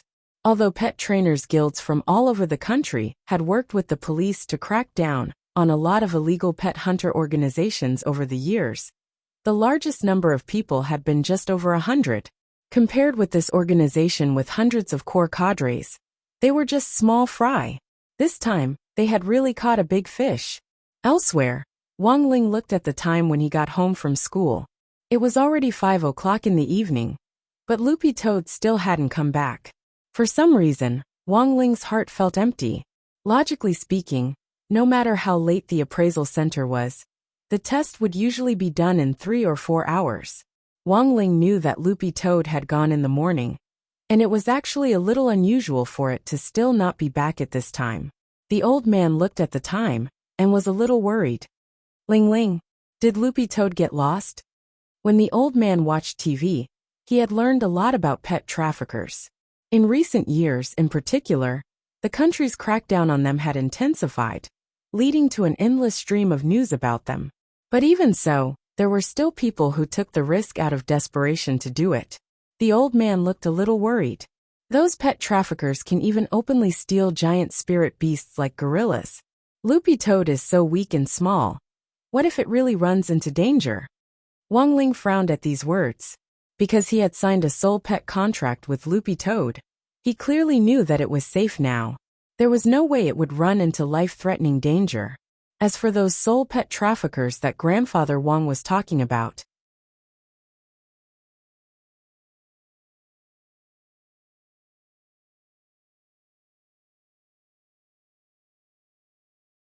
Chapter 385. On Wei Ji's side, after the interrogation, he used the apartment phone to call his friend. This friend lived on the 17th floor of the apartment building and could easily contact every resident in the apartment building using the cornet function available in every household in the building. It could be said that there was no gap between neighbors. But the fact that he could directly find someone through the apartment's cornet proved that Wei Ji and this friend of his had an extraordinary level of intimacy. About 3 minutes after the call was made, a burly man who was wrapped up very tightly and wore sunglasses came upstairs. Although his clothes were a little strange, he was very strong. After the man entered, he swept his eyes over the men in black who were tied up tightly, and a rough voice came through the man's mask. Just these few people? Thank you for the trouble. Wei Ji smiled. Then, the burly man tacitly tied the 5 of them together and directly dragged them away with a rope. Loopy Toad. This is... Wei Ji said, little gang. Loopy Toad. Wei Ji. I have a good brother, a retired captain of the criminal police force. He's still in touch with his old unit. It's definitely no problem for him to deal with this group of men. Loopy Toad. Do you have a sister called Little Xia? Wei Ji was taken aback. How did you know? Loopy Toad.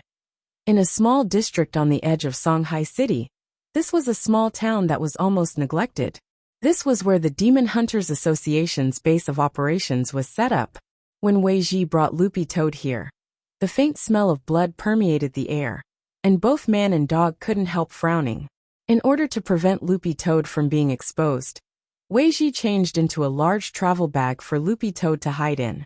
Even though it was hiding in the leather smell of the bag, Loopy Toad could still smell the blood in the air. This was spirit beast blood. There was no doubt about it. This was just a small town, but the Demon Hunters Association had clearly made full use of it to become a true slaughterhouse for spirit beasts. After discussing it with Loopy Toad, Wei Ji's plan was to first sneak in and figure out what was going on, and then look for an opportunity to get rid of this group of people in one go. Wei Ji walked down the street with a large bag on his back. On the surface, the entire street looked very clean and tidy, without any signs of heresy. However, the smell in the air couldn't be concealed. Ordinary cultivators might not be able to smell it, but for a professional pet trainer like Wei Ji, who was especially sensitive to auras, this smell was really too stimulating. Wei Ji walked to a random shop. This shop sold buns, but Wei Ji could tell that something was wrong with the meat in the buns. The shop owner was a fatty who weighed at least 150 kilograms. When he moved his body, the ground seemed to tremble. This unfamiliar brother, do you want some buns? The boss opened the steamer basket and looked at Wei Ji. Wei Ji pretended to be calm as he exhaled and said, I have the goods. The boss glanced at Wei Ji. The Heavenly King covers the Earth Tiger. The pagoda suppresses the river demon. Wei Ji quickly replied. The boss said again, crispy skin roast duck is good. Wei Ji, sweet and sour pork. Loopy Toad. This was a secret code of the Demon Hunters Association, which Wei Ji had specially asked during the interrogation. After matching the code, the fat boss then turned off the fire in the steamer basket and looked at Wei Ji with a smile on his face. He stood to one side and made an inviting gesture. This brother, please come in. Following the boss's lead, Wei Ji felt that the smell of blood in the air was getting stronger and stronger. Through a secret passage in the bun shop, Wei Ji came to a hidden back street, and the scene in front of him was shocking. This was the true face of the town. The walls on both sides of the back street were piled high, and there were only a few pet dealers hawking their wares along both sides of the street. The entire street was filled with the stench of blood.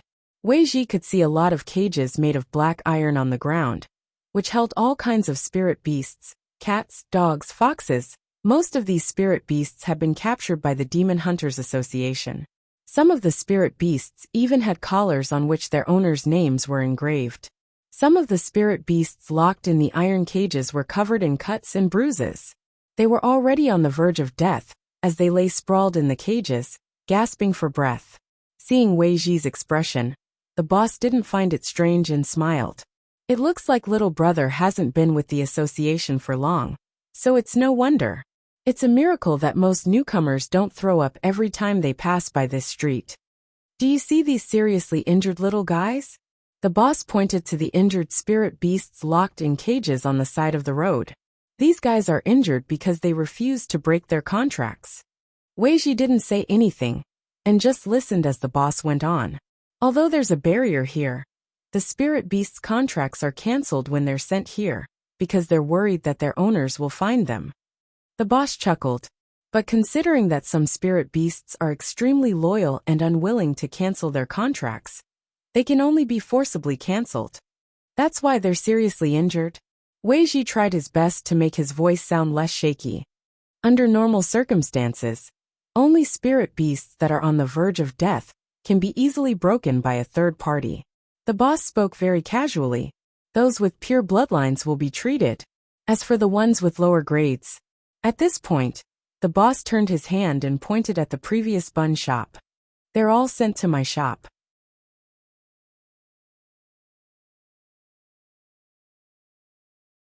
As he spoke, the boss of the bun shop led Wei Ji into the depths of the back street. Wei Ji found that the spirit beasts caught here were divided according to their grades. The spirit beasts at the end of the street weren't actually of high grades, but as they went deeper, Wei Ji found quite a few spirit beasts that were protected by the state. These spirit beasts were locked in exquisite cages. Their eyes were lifeless, as if they had been fed something like an obedience potion. They were completely obedient to the seller's requests. Finally, the boss stopped in front of a wooden house. New brother, I've led you here. The person you're looking for is in this house. Wei Ji nodded and walked straight in with the big bag on his back. There weren't many people in the wooden house, but they all had the mark of the Demon Hunters Association on them. Judging from their auras alone, these people were probably core members of the Demon Hunters Association. This wasn't a formal trading place, but a tea room, which was probably specially used for business discussions. After looking around for a while, a man who looked to be in his 50s asked Wei Ji, "Little brother, are you here to buy or sell?" The man was wearing a black apron and had a cigarette in each of his ears. He looked like a butcher. "I want to sell a spirit dog." Wei Ji narrowed his eyes, found a place to sit down, and then put the large travel bag on his lap. This group of people had a very keen sense of smell. From the moment Wei Ji entered the door, their eyes had been glued to the travel bag. "Oh, what breed?" "Akita." Wei Ji opened the travel bag and directly lifted Loopy Toad's fat face. It felt so good. "Akita?" This group of people was blank when they heard this, because they all knew that Akitas weren't spirit dogs. A moment later, the uncle who looked like a butcher spoke again, as he stared at Loopy Toad. "Is this a hybrid?" "Wei Ji, Loopy Toad. You. Look. What?" The uncle was shocked. "And it's only from Dongbei."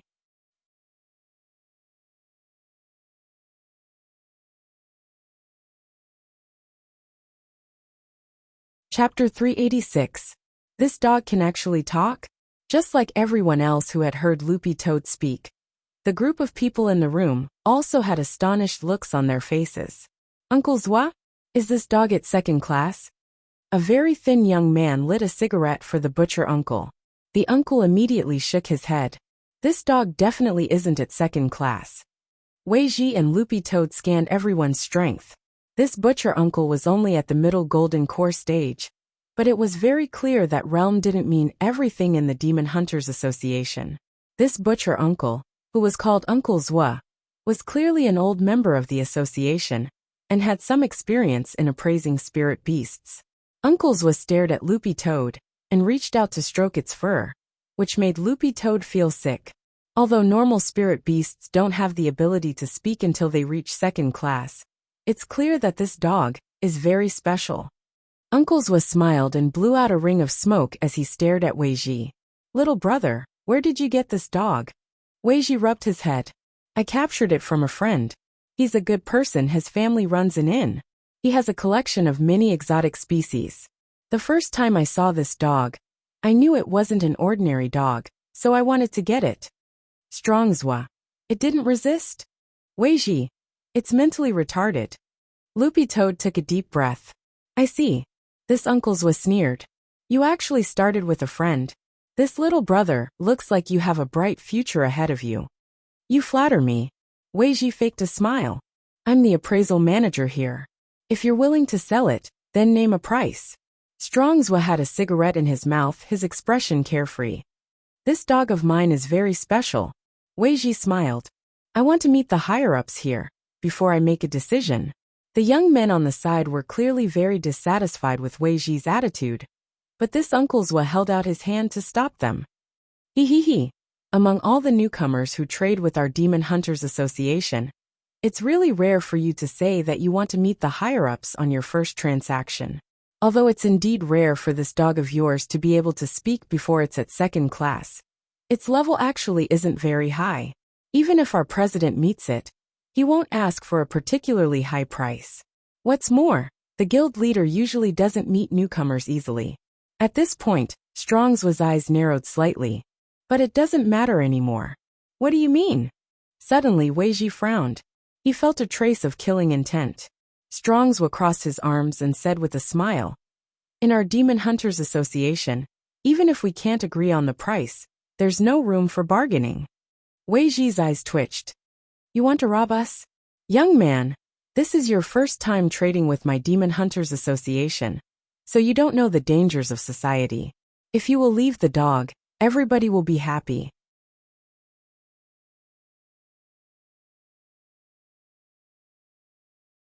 If you're unwilling, you'll have to suffer some physical pain.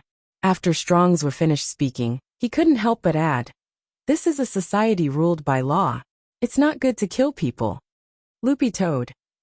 Weiji and Loopy Toad were stunned when they heard this. A bunch of pet dealers who broke the law were actually talking about the law here.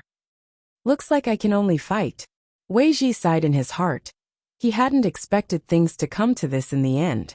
He had originally wanted to wait until the highest level here was revealed before making a move, but he had overlooked one point. And that was that from the very beginning, this bunch of pet dealers who broke the law wouldn't talk to him nicely at all. Do we have a chance of winning? Loopy Toad asked telepathically. It had already jumped out of its travel bag and was staring at the people around it. There were 12 people in total here. Strongswa, who was their leader, didn't have a high realm, but the people under him were very troublesome. 4 of them were at the peak late golden core stage. What, you want to fight? Strongswa stared at Weiji and sneered. Our Demon Hunters Association doesn't lack people. The 12 of us can be considered experts in the association. If you want to fight here, you won't be able to get away with it. It's fine. Weiji waved his hand lightly. I originally wanted to wait for your president to come out, and then get rid of you all in one go. It's just 12 golden core cultivators. Seeing this, Loopy Toad felt reassured. This Weiji was indeed an expert. After all, the body technique he had displayed back then didn't belong to this realm at all. And his aura was unfathomable. He was definitely someone who had hidden his realm. To be so calm in the face of 12 golden core cultivators. It was clear that he was very confident in his realm. At this point, Strongswa began to realize that Weiji's identity wasn't simple, and he stared at him with a burning gaze. Who on earth are you? At this point, Weiji had nothing to hide, and simply took out his pet trainer medal. Pet trainer? Everyone in the room was shocked. Strongswa stared at Weiji and grit his teeth. You're a spy. Weiji fiddled with his cap and chuckled. When I entered the back street just now, I already sent out the coordinates of this place. I believe a large number of police will be here soon. Hearing this, Strongswa and the others were already gloomy and couldn't take it anymore. Catch them. Brat. Since you're courting death, don't blame us. Reckless thing. Instantly, 3 golden core cultivators stretched out their hands at the same time to press down on Weiji. This was the grappling hand, which wasn't a high-level technique, but with 3 golden core cultivators attacking at the same time, The wind pressure and power created were extraordinary.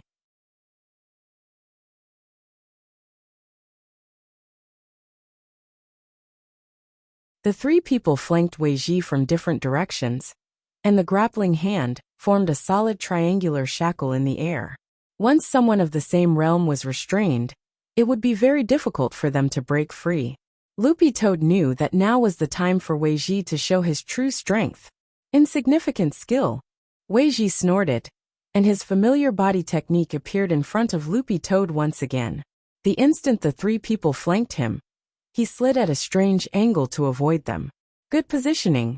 On the side, Loopy Toad couldn't help sighing at this scene. But gradually, Loopy Toad noticed a clue. It realized that Wei Ji seemed to be dodging all this time, and didn't really intend to make a move. What was going on? Was he still not going to make a move?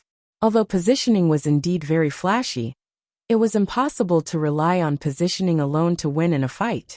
Just as Loopy Toad was wondering what Wei Ji was going to do next, it saw Wei Ji dodge their attacks and cry for help.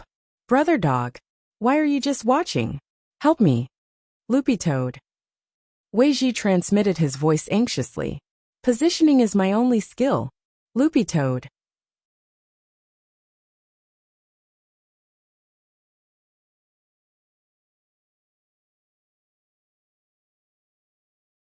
Chapter 387.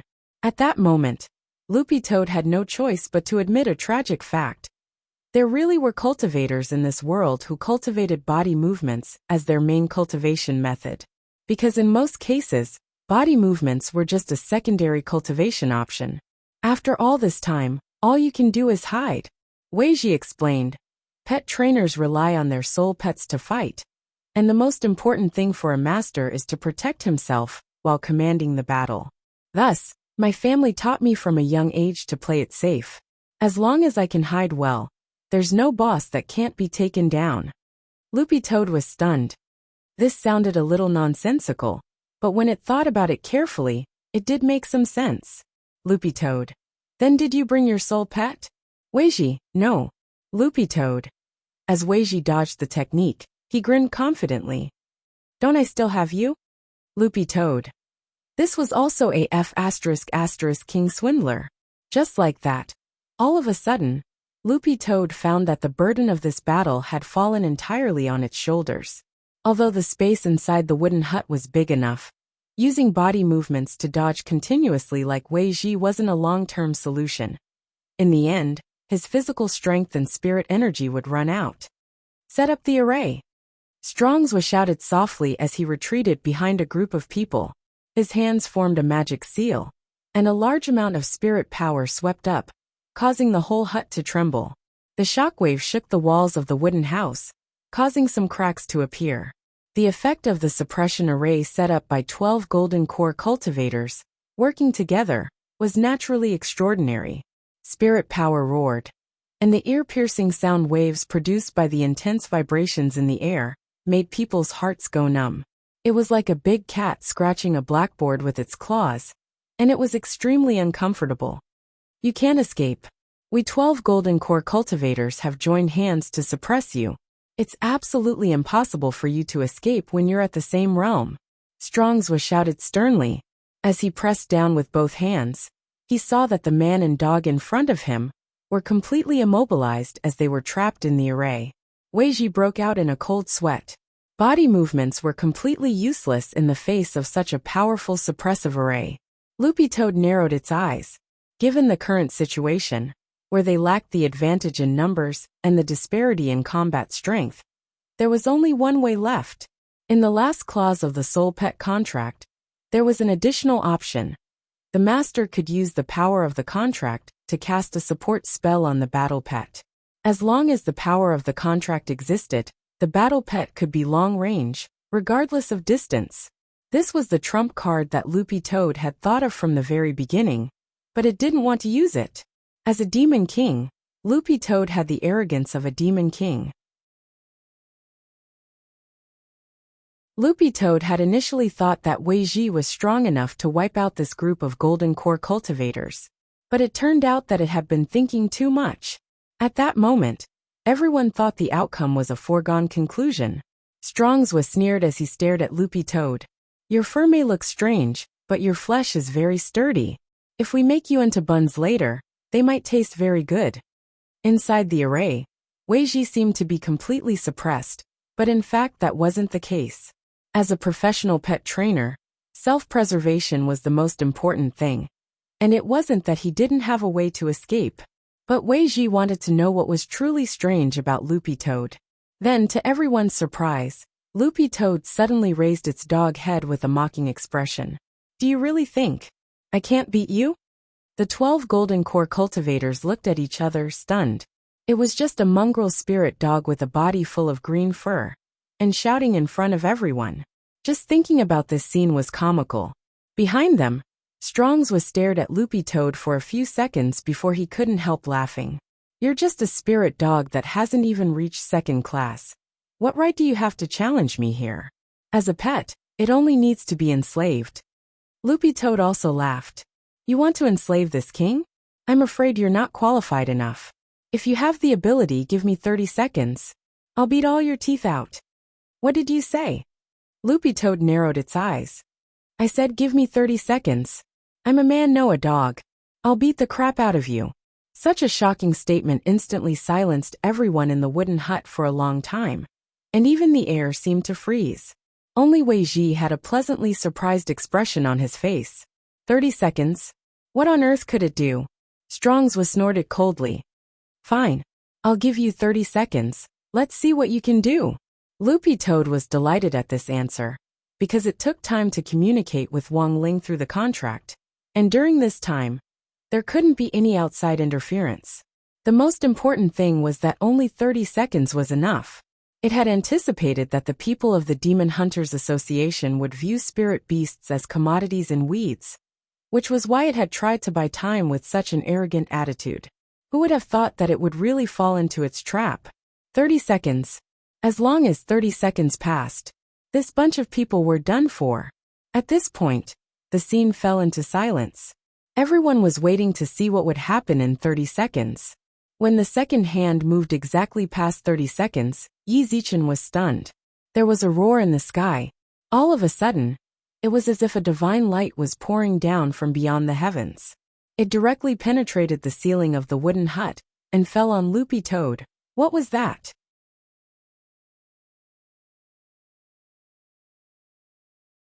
The 12 golden core cultivators in the wooden hut, led by Strong's, were astonished, and they subconsciously felt puzzled.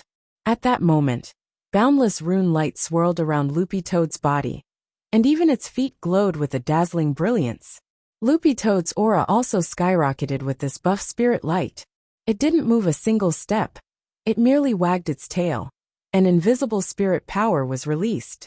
Then, everyone heard the sound of something shattering. Strong's turned pale with fright, because this shattering sound was none other than the magic array that the 12 golden core cultivators had set up together. It had actually shattered under the impact of this invisible spirit power. Uncle Zwa? What's this? A support spell. This dog used the power of the contract to make its owner cast a support spell on itself. How many spells are there in total? Strong's narrowed his eyes and stared cautiously at Loopy Toad. Judging from the type of light, there should be no less than 40 spells. No less than 40? These people turned pale with fright. Don't panic, this is just a buff spell, and it only lasts for a short time. We just need to hang on for a while, said Strong's. Hang on for a while? Loopy Toad couldn't help laughing when it heard this. The duration of buff spells depended on the level of the spell. Low-level buff spells naturally lasted for a short time. But the point was that little Master Ling had personally cast these spells. A total of 49 buff spells. Each one was at the highest level. Loopy Toad snorted coldly in its heart. Humph. You're finished. The current me.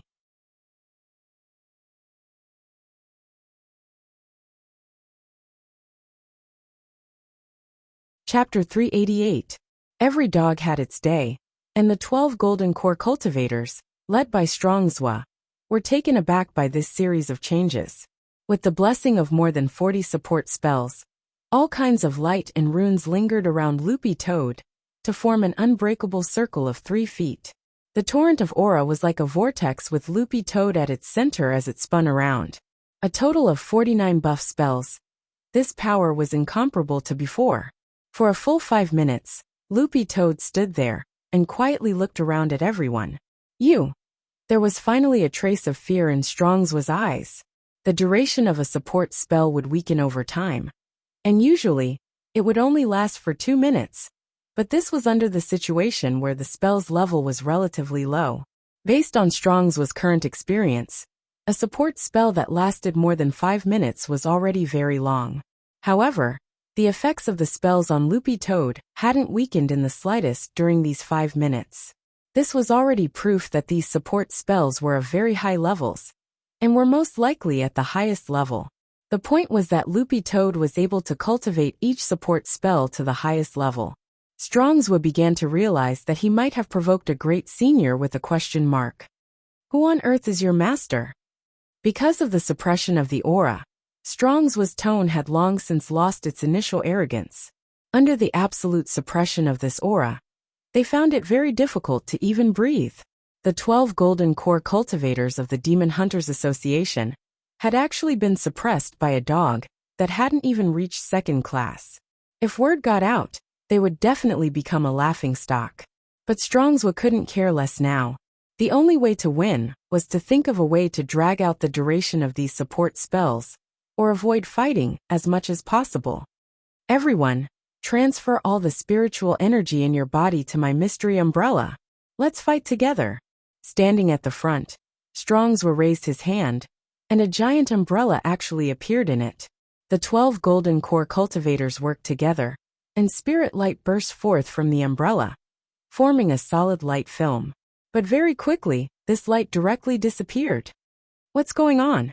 Strong's was aghast to find that a layer of frost had actually formed on the surface of his umbrella.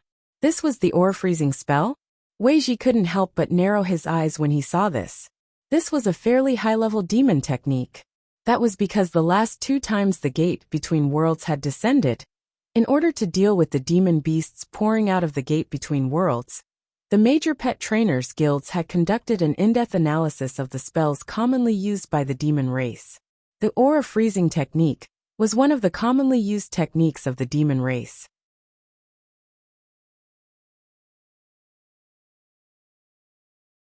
It could release a special kind of chi to offset the spiritual waves or sharpness produced by the magic tool, and it could even make the magic tool temporarily lose its effect. Back then, demon god Dear Demon Li Xiaolu had used this top-notch aura freezing spell to make General Yi and the others suffer a great loss on the battlefield. Weiji was not clear about the specific history. He only had a rough idea. At that time, Li Xiaolu had indeed shocked everyone with this aura freezing technique of the demon race. The first battle of the first round was against the enemy human sect, Hip-Ha sect, a sky-class sect. It had completely wiped out the He-Ha sect's top-notch rhythm cultivators. It was said that even the air had been frozen. And after this first battle, Li Xiaolu also successfully received a great title, King of Flat Laughter. Weiji was now becoming more and more interested in Loopy Toad. It was clearly just an Akita that wasn't a spirit dog at all, but it had enormous spirit power hidden in its body. And it was this special spirit dog that could actually use the demon race's spells. Weiji felt that he could already roughly guess Loopy Toad's exact situation. It had only been a few seconds since he had taken out the mystery umbrella, but it had actually instantly lost its effectiveness. This caused Strong's expression to change drastically. He was so scared that he took a few steps back. At this moment, he could see that not only was the dog's owner very powerful, but the dog's identity was also not as simple as he had imagined. You can't even get close to me at your current realms, and you still want to join forces to fight me? Loopy Toad raised its head and sneered. In the next moment, Weiji saw a brilliant light emerge from Loopy Toad's body and envelop him. Was it afraid of affecting him? Was it going to use its ultimate move? Weiji watched this scene with rapt attention. I can't move. On the other side, Strong's blurted out. To his horror, he realized that the special aura that had frozen the mystery umbrella had directly followed the magic weapon to their bodies and froze them as well. This definitely wasn't the strength of a normal third-class spirit dog. Even if it had been strengthened, it was extremely difficult for even a second-class spirit beast to achieve this level of strength. All sorts of thoughts swirled in Strong's mind. You shouldn't have provoked me. Loopy Toad swept a lazy glance over these people. In the next moment, a green aura was released, and like countless large hands, it shot toward the top of these golden core cultivators' heads at the same time. They couldn't dodge it at all, let alone resist it.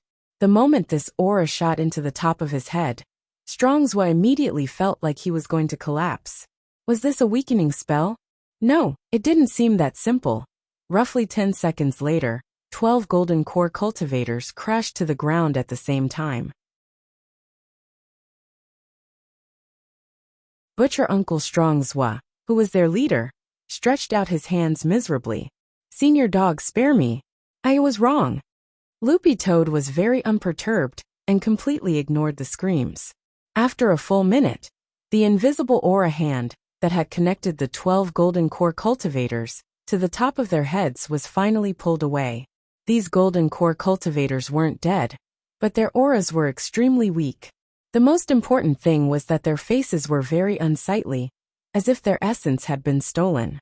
Looking at the tragic scene in the wooden hut, Weiji felt like his brain was a little numb and his mouth was dry as he asked this question. Brother Dog, can you explain to me what on earth happened just now? Although Weiji had analyzed the scene and thought of several possible spells, he didn't dare be 100% sure about what had just happened. In short, this definitely wasn't a weakening spell. If it had been a simple weakening spell, these 12 golden core cultivators definitely wouldn't have such dispirited expressions on their faces, as if they had been toyed with. Loopy Toad narrowed its eyes and smiled coldly. I took 50 years of lifespan from each of them. The hell? Life extension. Weiji was stunned by this operation.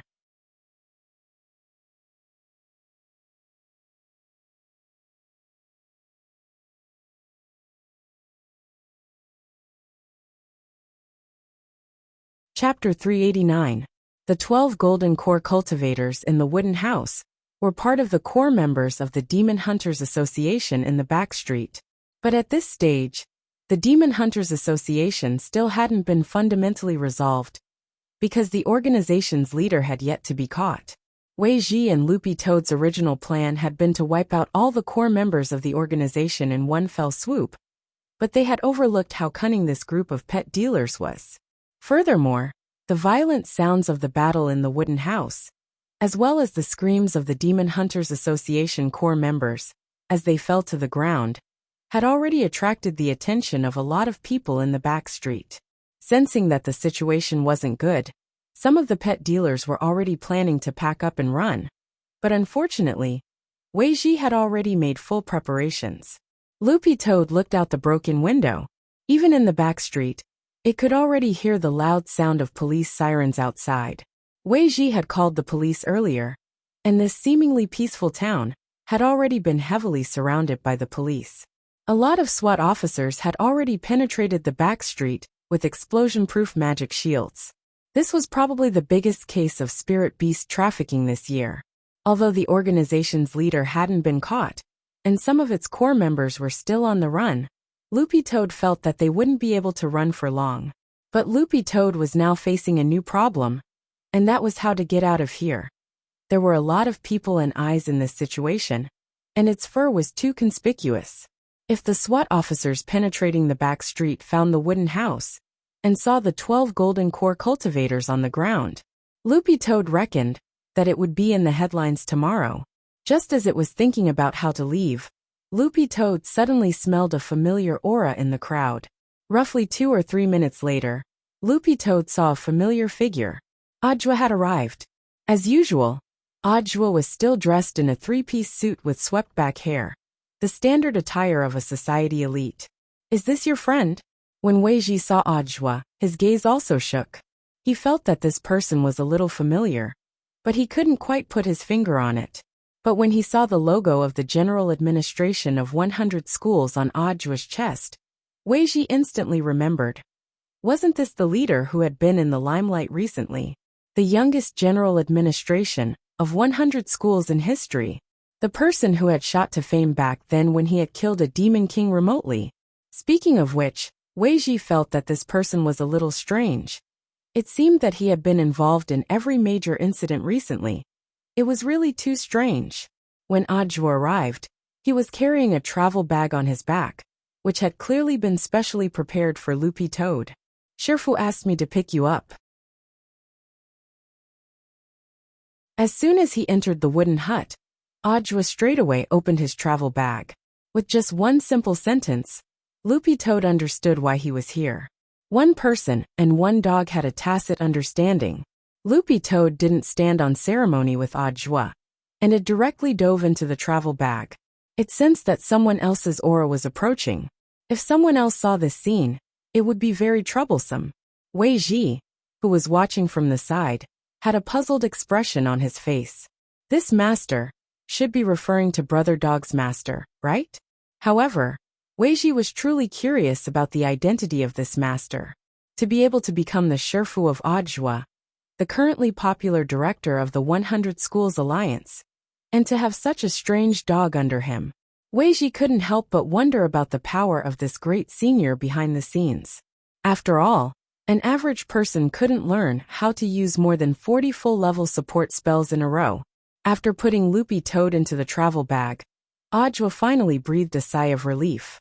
Putting the bag on his back, he stepped forward and took the initiative to shake hands with Wei Ji with a smile on his face. You must be Comrade Wei Ji, who reported the illegal spirit beast trade this time. As soon as they shook hands, Wei Ji could already see a large number of reporters swarming in from behind. As soon as they entered the house, they started to take pictures, cameras flashing and clicking. It wasn't just Wei Ji. Even Loopy Toad in the travel bag was startled by this scene. Luckily Audiobook had arrived early. That's right. I was the one who reported it. Since he couldn't hide in the bag like Loopy Toad, he could only answer in this manner.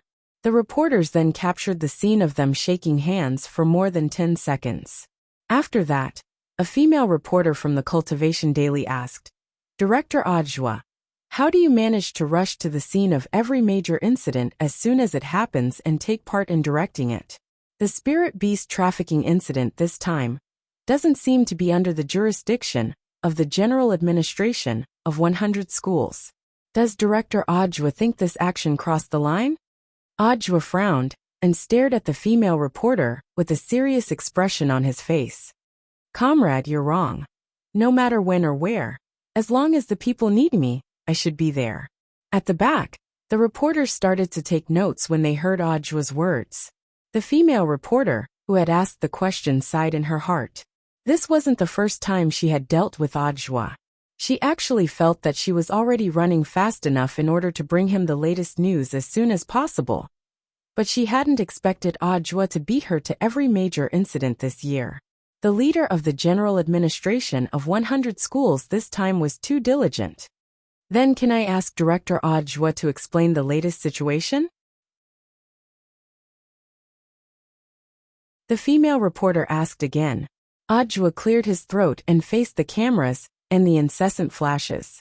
This is the biggest case of illegal spirit beast trafficking since we received a report this year. According to our investigation, this organization is called the Demon Hunters Association, and there are still some suspects on the run. Specific information will be announced in the news later.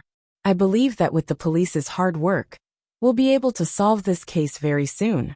After all, justice has long arms. Director Zhua, who was the one who defeated these suspects lying on the ground. Audiobook instantly quivered at this question, and he hurriedly stepped forward to shake Wei Ji's hand again. If you want to thank someone, thank this little brother who reported this. These people were all defeated by him. When I arrived, they were already down. Wei Ji almost spat blood when he heard this. This was a living example of shoving the blame and lying with his eyes closed. Furthermore, judging from the injuries caused by the 12 suspects after fighting with the informant, they looked haggard and gloomy, as if they were completely exhausted. I suspect. Speaking up to this point, Audiobook looked at Wei Ji. This little brother used the legendary great art of sexual attraction. Wei Ji. Great art of sexual attraction? When the reporters in the back heard this, they were all horrified.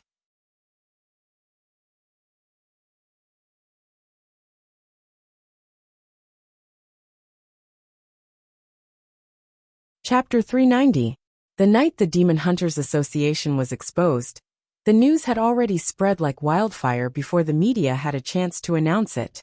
That night, Wang Ling opened the Cultivation Forum and found that the number of new posts had already exceeded 10,000, and almost all of them revolved around the Demon Hunters Association.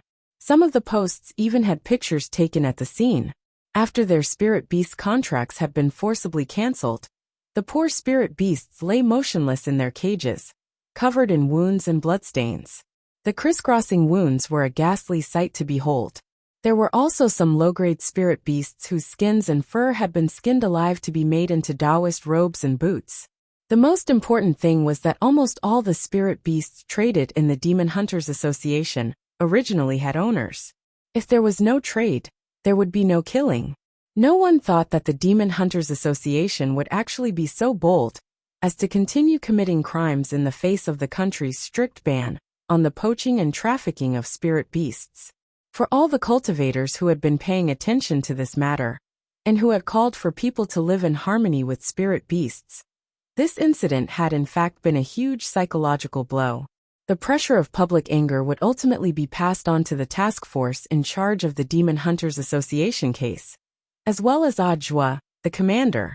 It had to be said that although the Demon Hunters Association had already been exposed, the people they had arrested were pet dealers and small fry, who were involved in the trafficking of spirit beasts.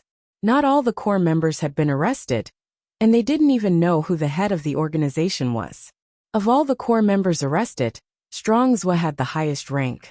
According to his own confession, he had never seen the face of the head of the Demon Hunters Association, and only knew that the other party's surname was Bai. Everyone in the organization called him President Bai. Every time President Bai appeared, he was accompanied by rolling fog and water vapor. It wasn't just his face, even his figure couldn't be seen.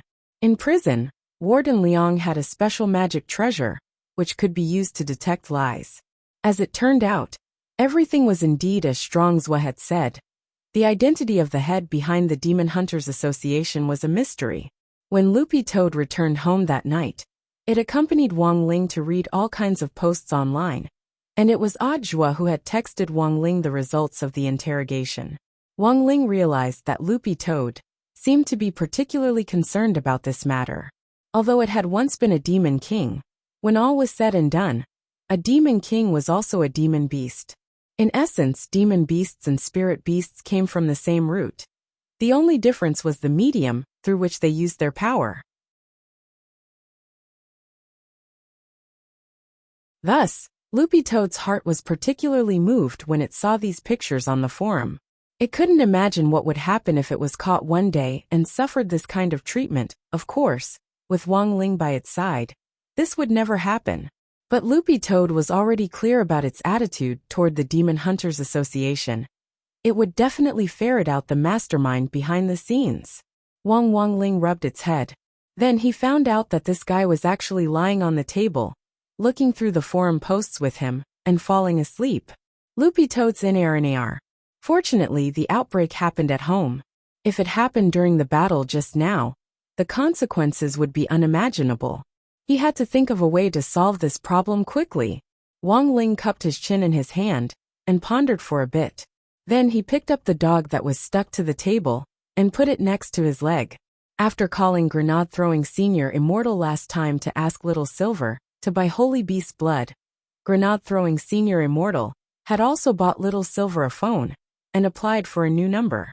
After calling Little Silver last time to buy Holy Beast blood, Grenade-throwing Senior Immortal had also bought Little Silver a phone and applied for a new number. So this time, Wang Ling contacted Little Silver directly. When will it be delivered? The text message was as simple as ever, consisting of only 7 words. Sitting on the sofa at Grenade-throwing Senior Immortal's house, Little Silver was so scared that he almost dropped his phone when he saw the message. To be honest, Little Silver had actually been quite hurt when he had failed to release the blood earlier.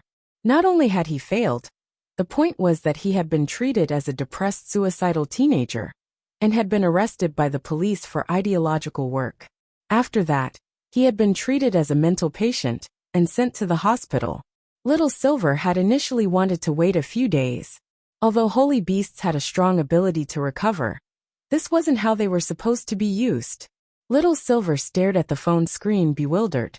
He didn't dare directly refuse Wang Ling. How about, I pretend I didn't see it? Little Silver's hands were trembling. In this kind of situation, ignoring was usually the best way to avoid embarrassment. It was like when you were playing a game. If your girlfriend came looking for you, you absolutely couldn't answer that you were playing a game. Ignoring was the best choice. It was better to wait until the time was right to reply. At this thought, Little Silver suddenly raised his head. This should be the legendary rule by doing nothing, right? Right. It had to be. Little Silver nodded his head with certainty, and then simply steeled his heart and directly turned off the phone. He actually ignored Master. For some reason, Little Silver felt that he was especially handsome at that moment. Sometimes you had to be so domineering.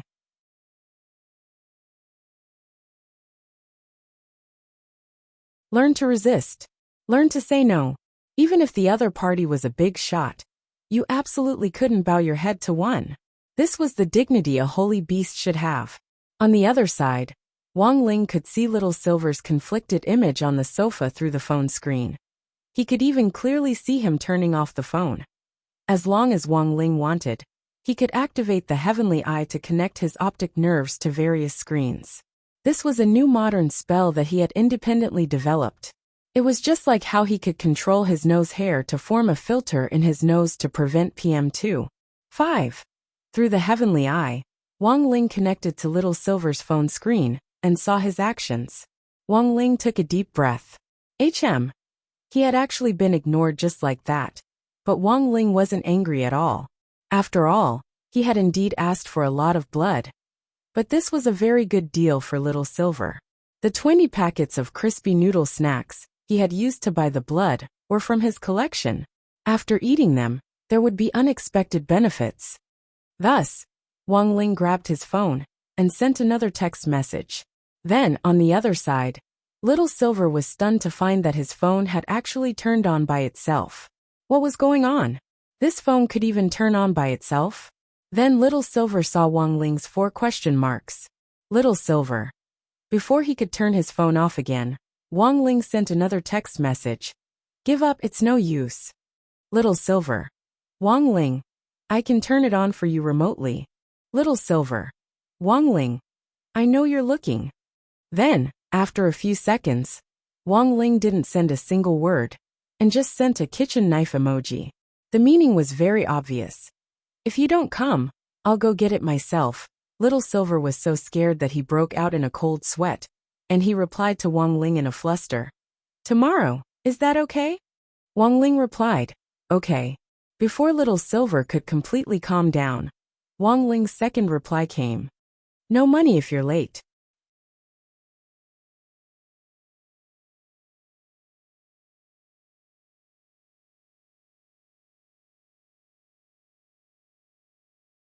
Chapter 391, Taming and Training a Holy Beast, was actually a very long process. It was like a small game for raising children. Some time ago, Wang Ling had discovered a romance management game that had become very popular among the girls at school. The girls jokingly called it raising men, because one wrong step, and the final outcome would be a tragedy. However, for Wang Ling, raising a holy beast on the level of a loyal dog was far simpler than raising 4 men in the phone for the girls in class. It was July 8th on Saturday in the 11th week of the semester. That morning, a young man with long silver hair appeared at the entrance of the Wang family's small villa. He wore a white shirt and a pair of skin-tight ripped jeans. Based on the set of clothes that grenade-throwing Senior Immortal had given him the last time, Little Silver had gone to the mall to buy a matching version. Grenade-throwing Senior Immortal had initially wanted to tag along, but after the Demon Hunters Association incident had come to light, the number of posts on the Cultivation Forum had skyrocketed last night. In the end, the backend had directly crashed and the server had crashed. He was now sorting out the data to maintain the server. Little Silver still remembered that before he had left, Grenade-throwing Senior Immortal had issued an official apology. Sorry, due to technical reasons, the server has crashed. Technicians are currently doing their best to investigate. After the maintenance is over, any friends whose posts have disappeared will be compensated with a broccoli. Thank you for your cooperation. This should be the place, right? Little Silver looked at the location that Grenade-throwing Senior Immortal had sent him. The Wong family's small villa was actually quite remote, and wasn't easy to find, especially on the way here, which had been a bit of a detour. But when he arrived at the entrance of the Wong family's small villa, Little Silver's expression turned a lot more serious. Grenade-throwing Senior Immortal had always regarded this villa as a holy land, for no other reason than that according to him, there was an old senior who lived in seclusion behind the scenes who was even more terrifying than Ling Junren. At that moment, Little Silver's heart suddenly raced as he stood at the entrance of the villa, and he was a little nervous. On one hand, he had been frightened, and on the other hand, he was still a little weak after losing 2,000 milliliters of blood last night. An old senior who was even more terrifying than Master. What kind of existence was this? Little Silver couldn't imagine it at all. All of a sudden, Little Silver felt a deep sense of powerlessness in his heart. When he was young, he had dared to directly break into a sect of 10,000 people, going in and out 7 times. But now, he had to summon up the courage to even ring the doorbell. The world had really changed. Why are there so many freaks among the human cultivators? While he was hesitating, Little Silver saw the villa door suddenly open. She was still holding a plate of leftovers in her hand, and she crouched down to put it on the edge of the door. Although the edge of the small villa was a little remote and desolate, there were still stray cats. Every time Mother Wong would leave the leftovers at home to feed them. As soon as he opened the door, he saw a silver-haired youth with a face as pale as a foreigner standing at the door. Mother Wong stared blankly at Little Silver. This fair-faced girl, who are you looking for? Little Silver. Mother Wong then looked Little Silver up and down carefully, then smiled knowingly. You're here for Ling Ling, aren't you? Little Silver nodded. To be honest, it wasn't that Little Silver couldn't understand why Mother Wong had mistaken his gender. His human form was in fact more androgynous to begin with. Coupled with his long silver hair, it was very easy for people to misunderstand him. Just as he was wondering whether he should explain, Mother Wong suddenly stepped forward and grabbed his hand. There's no need to say anything, miss. Auntie understands. Little Silver. Then, Mother Wong directly led him through the door with a radiant smile on her face. He had actually entered the Holy Land that Grenade-throwing Senior Immortal had mentioned. When Mother Wong pulled him through the door, Little Silver was a little dazed. He had never expected the senior in the villa to be so easygoing. But why were the fluctuations of spirit energy on this senior's body so weak? It had to be hidden. It had to be. Mother Wong led Little Silver to the sofa in the living room, then poured him a cup of tea with a smile on her face. Miss, what's your surname? Little Silver sighed in his heart and replied, My name is Little Silver.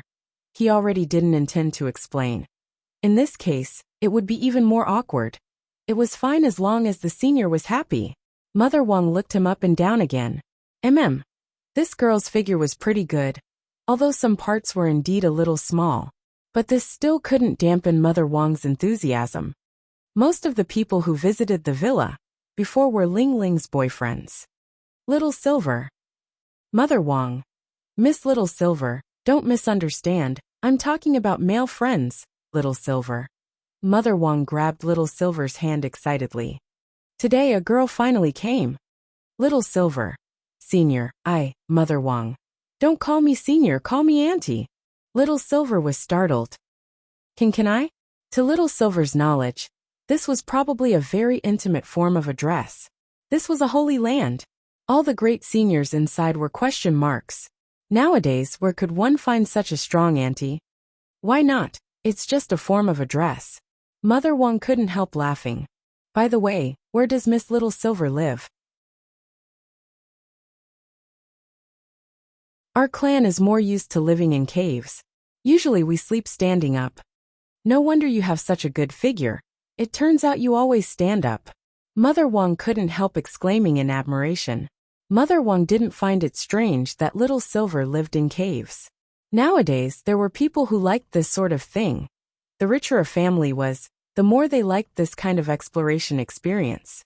Furthermore, there were a lot of stories on TV nowadays about rich people specifically going deep into the mountains and forests to dig caves and transform them into mansions. This proved that this girl's family might be pretty well off. It also showed why this girl's skin was so fair. Mother Wang felt that this fair-faced girl had clearly benefited from the influence of nature. If Miss Little Silver doesn't mind, how about staying for lunch? Mother Wang smiled. Isn't that too much trouble? It's fine. Just make yourself at home. Mother Wang stood up happily. I'll go prepare the ingredients.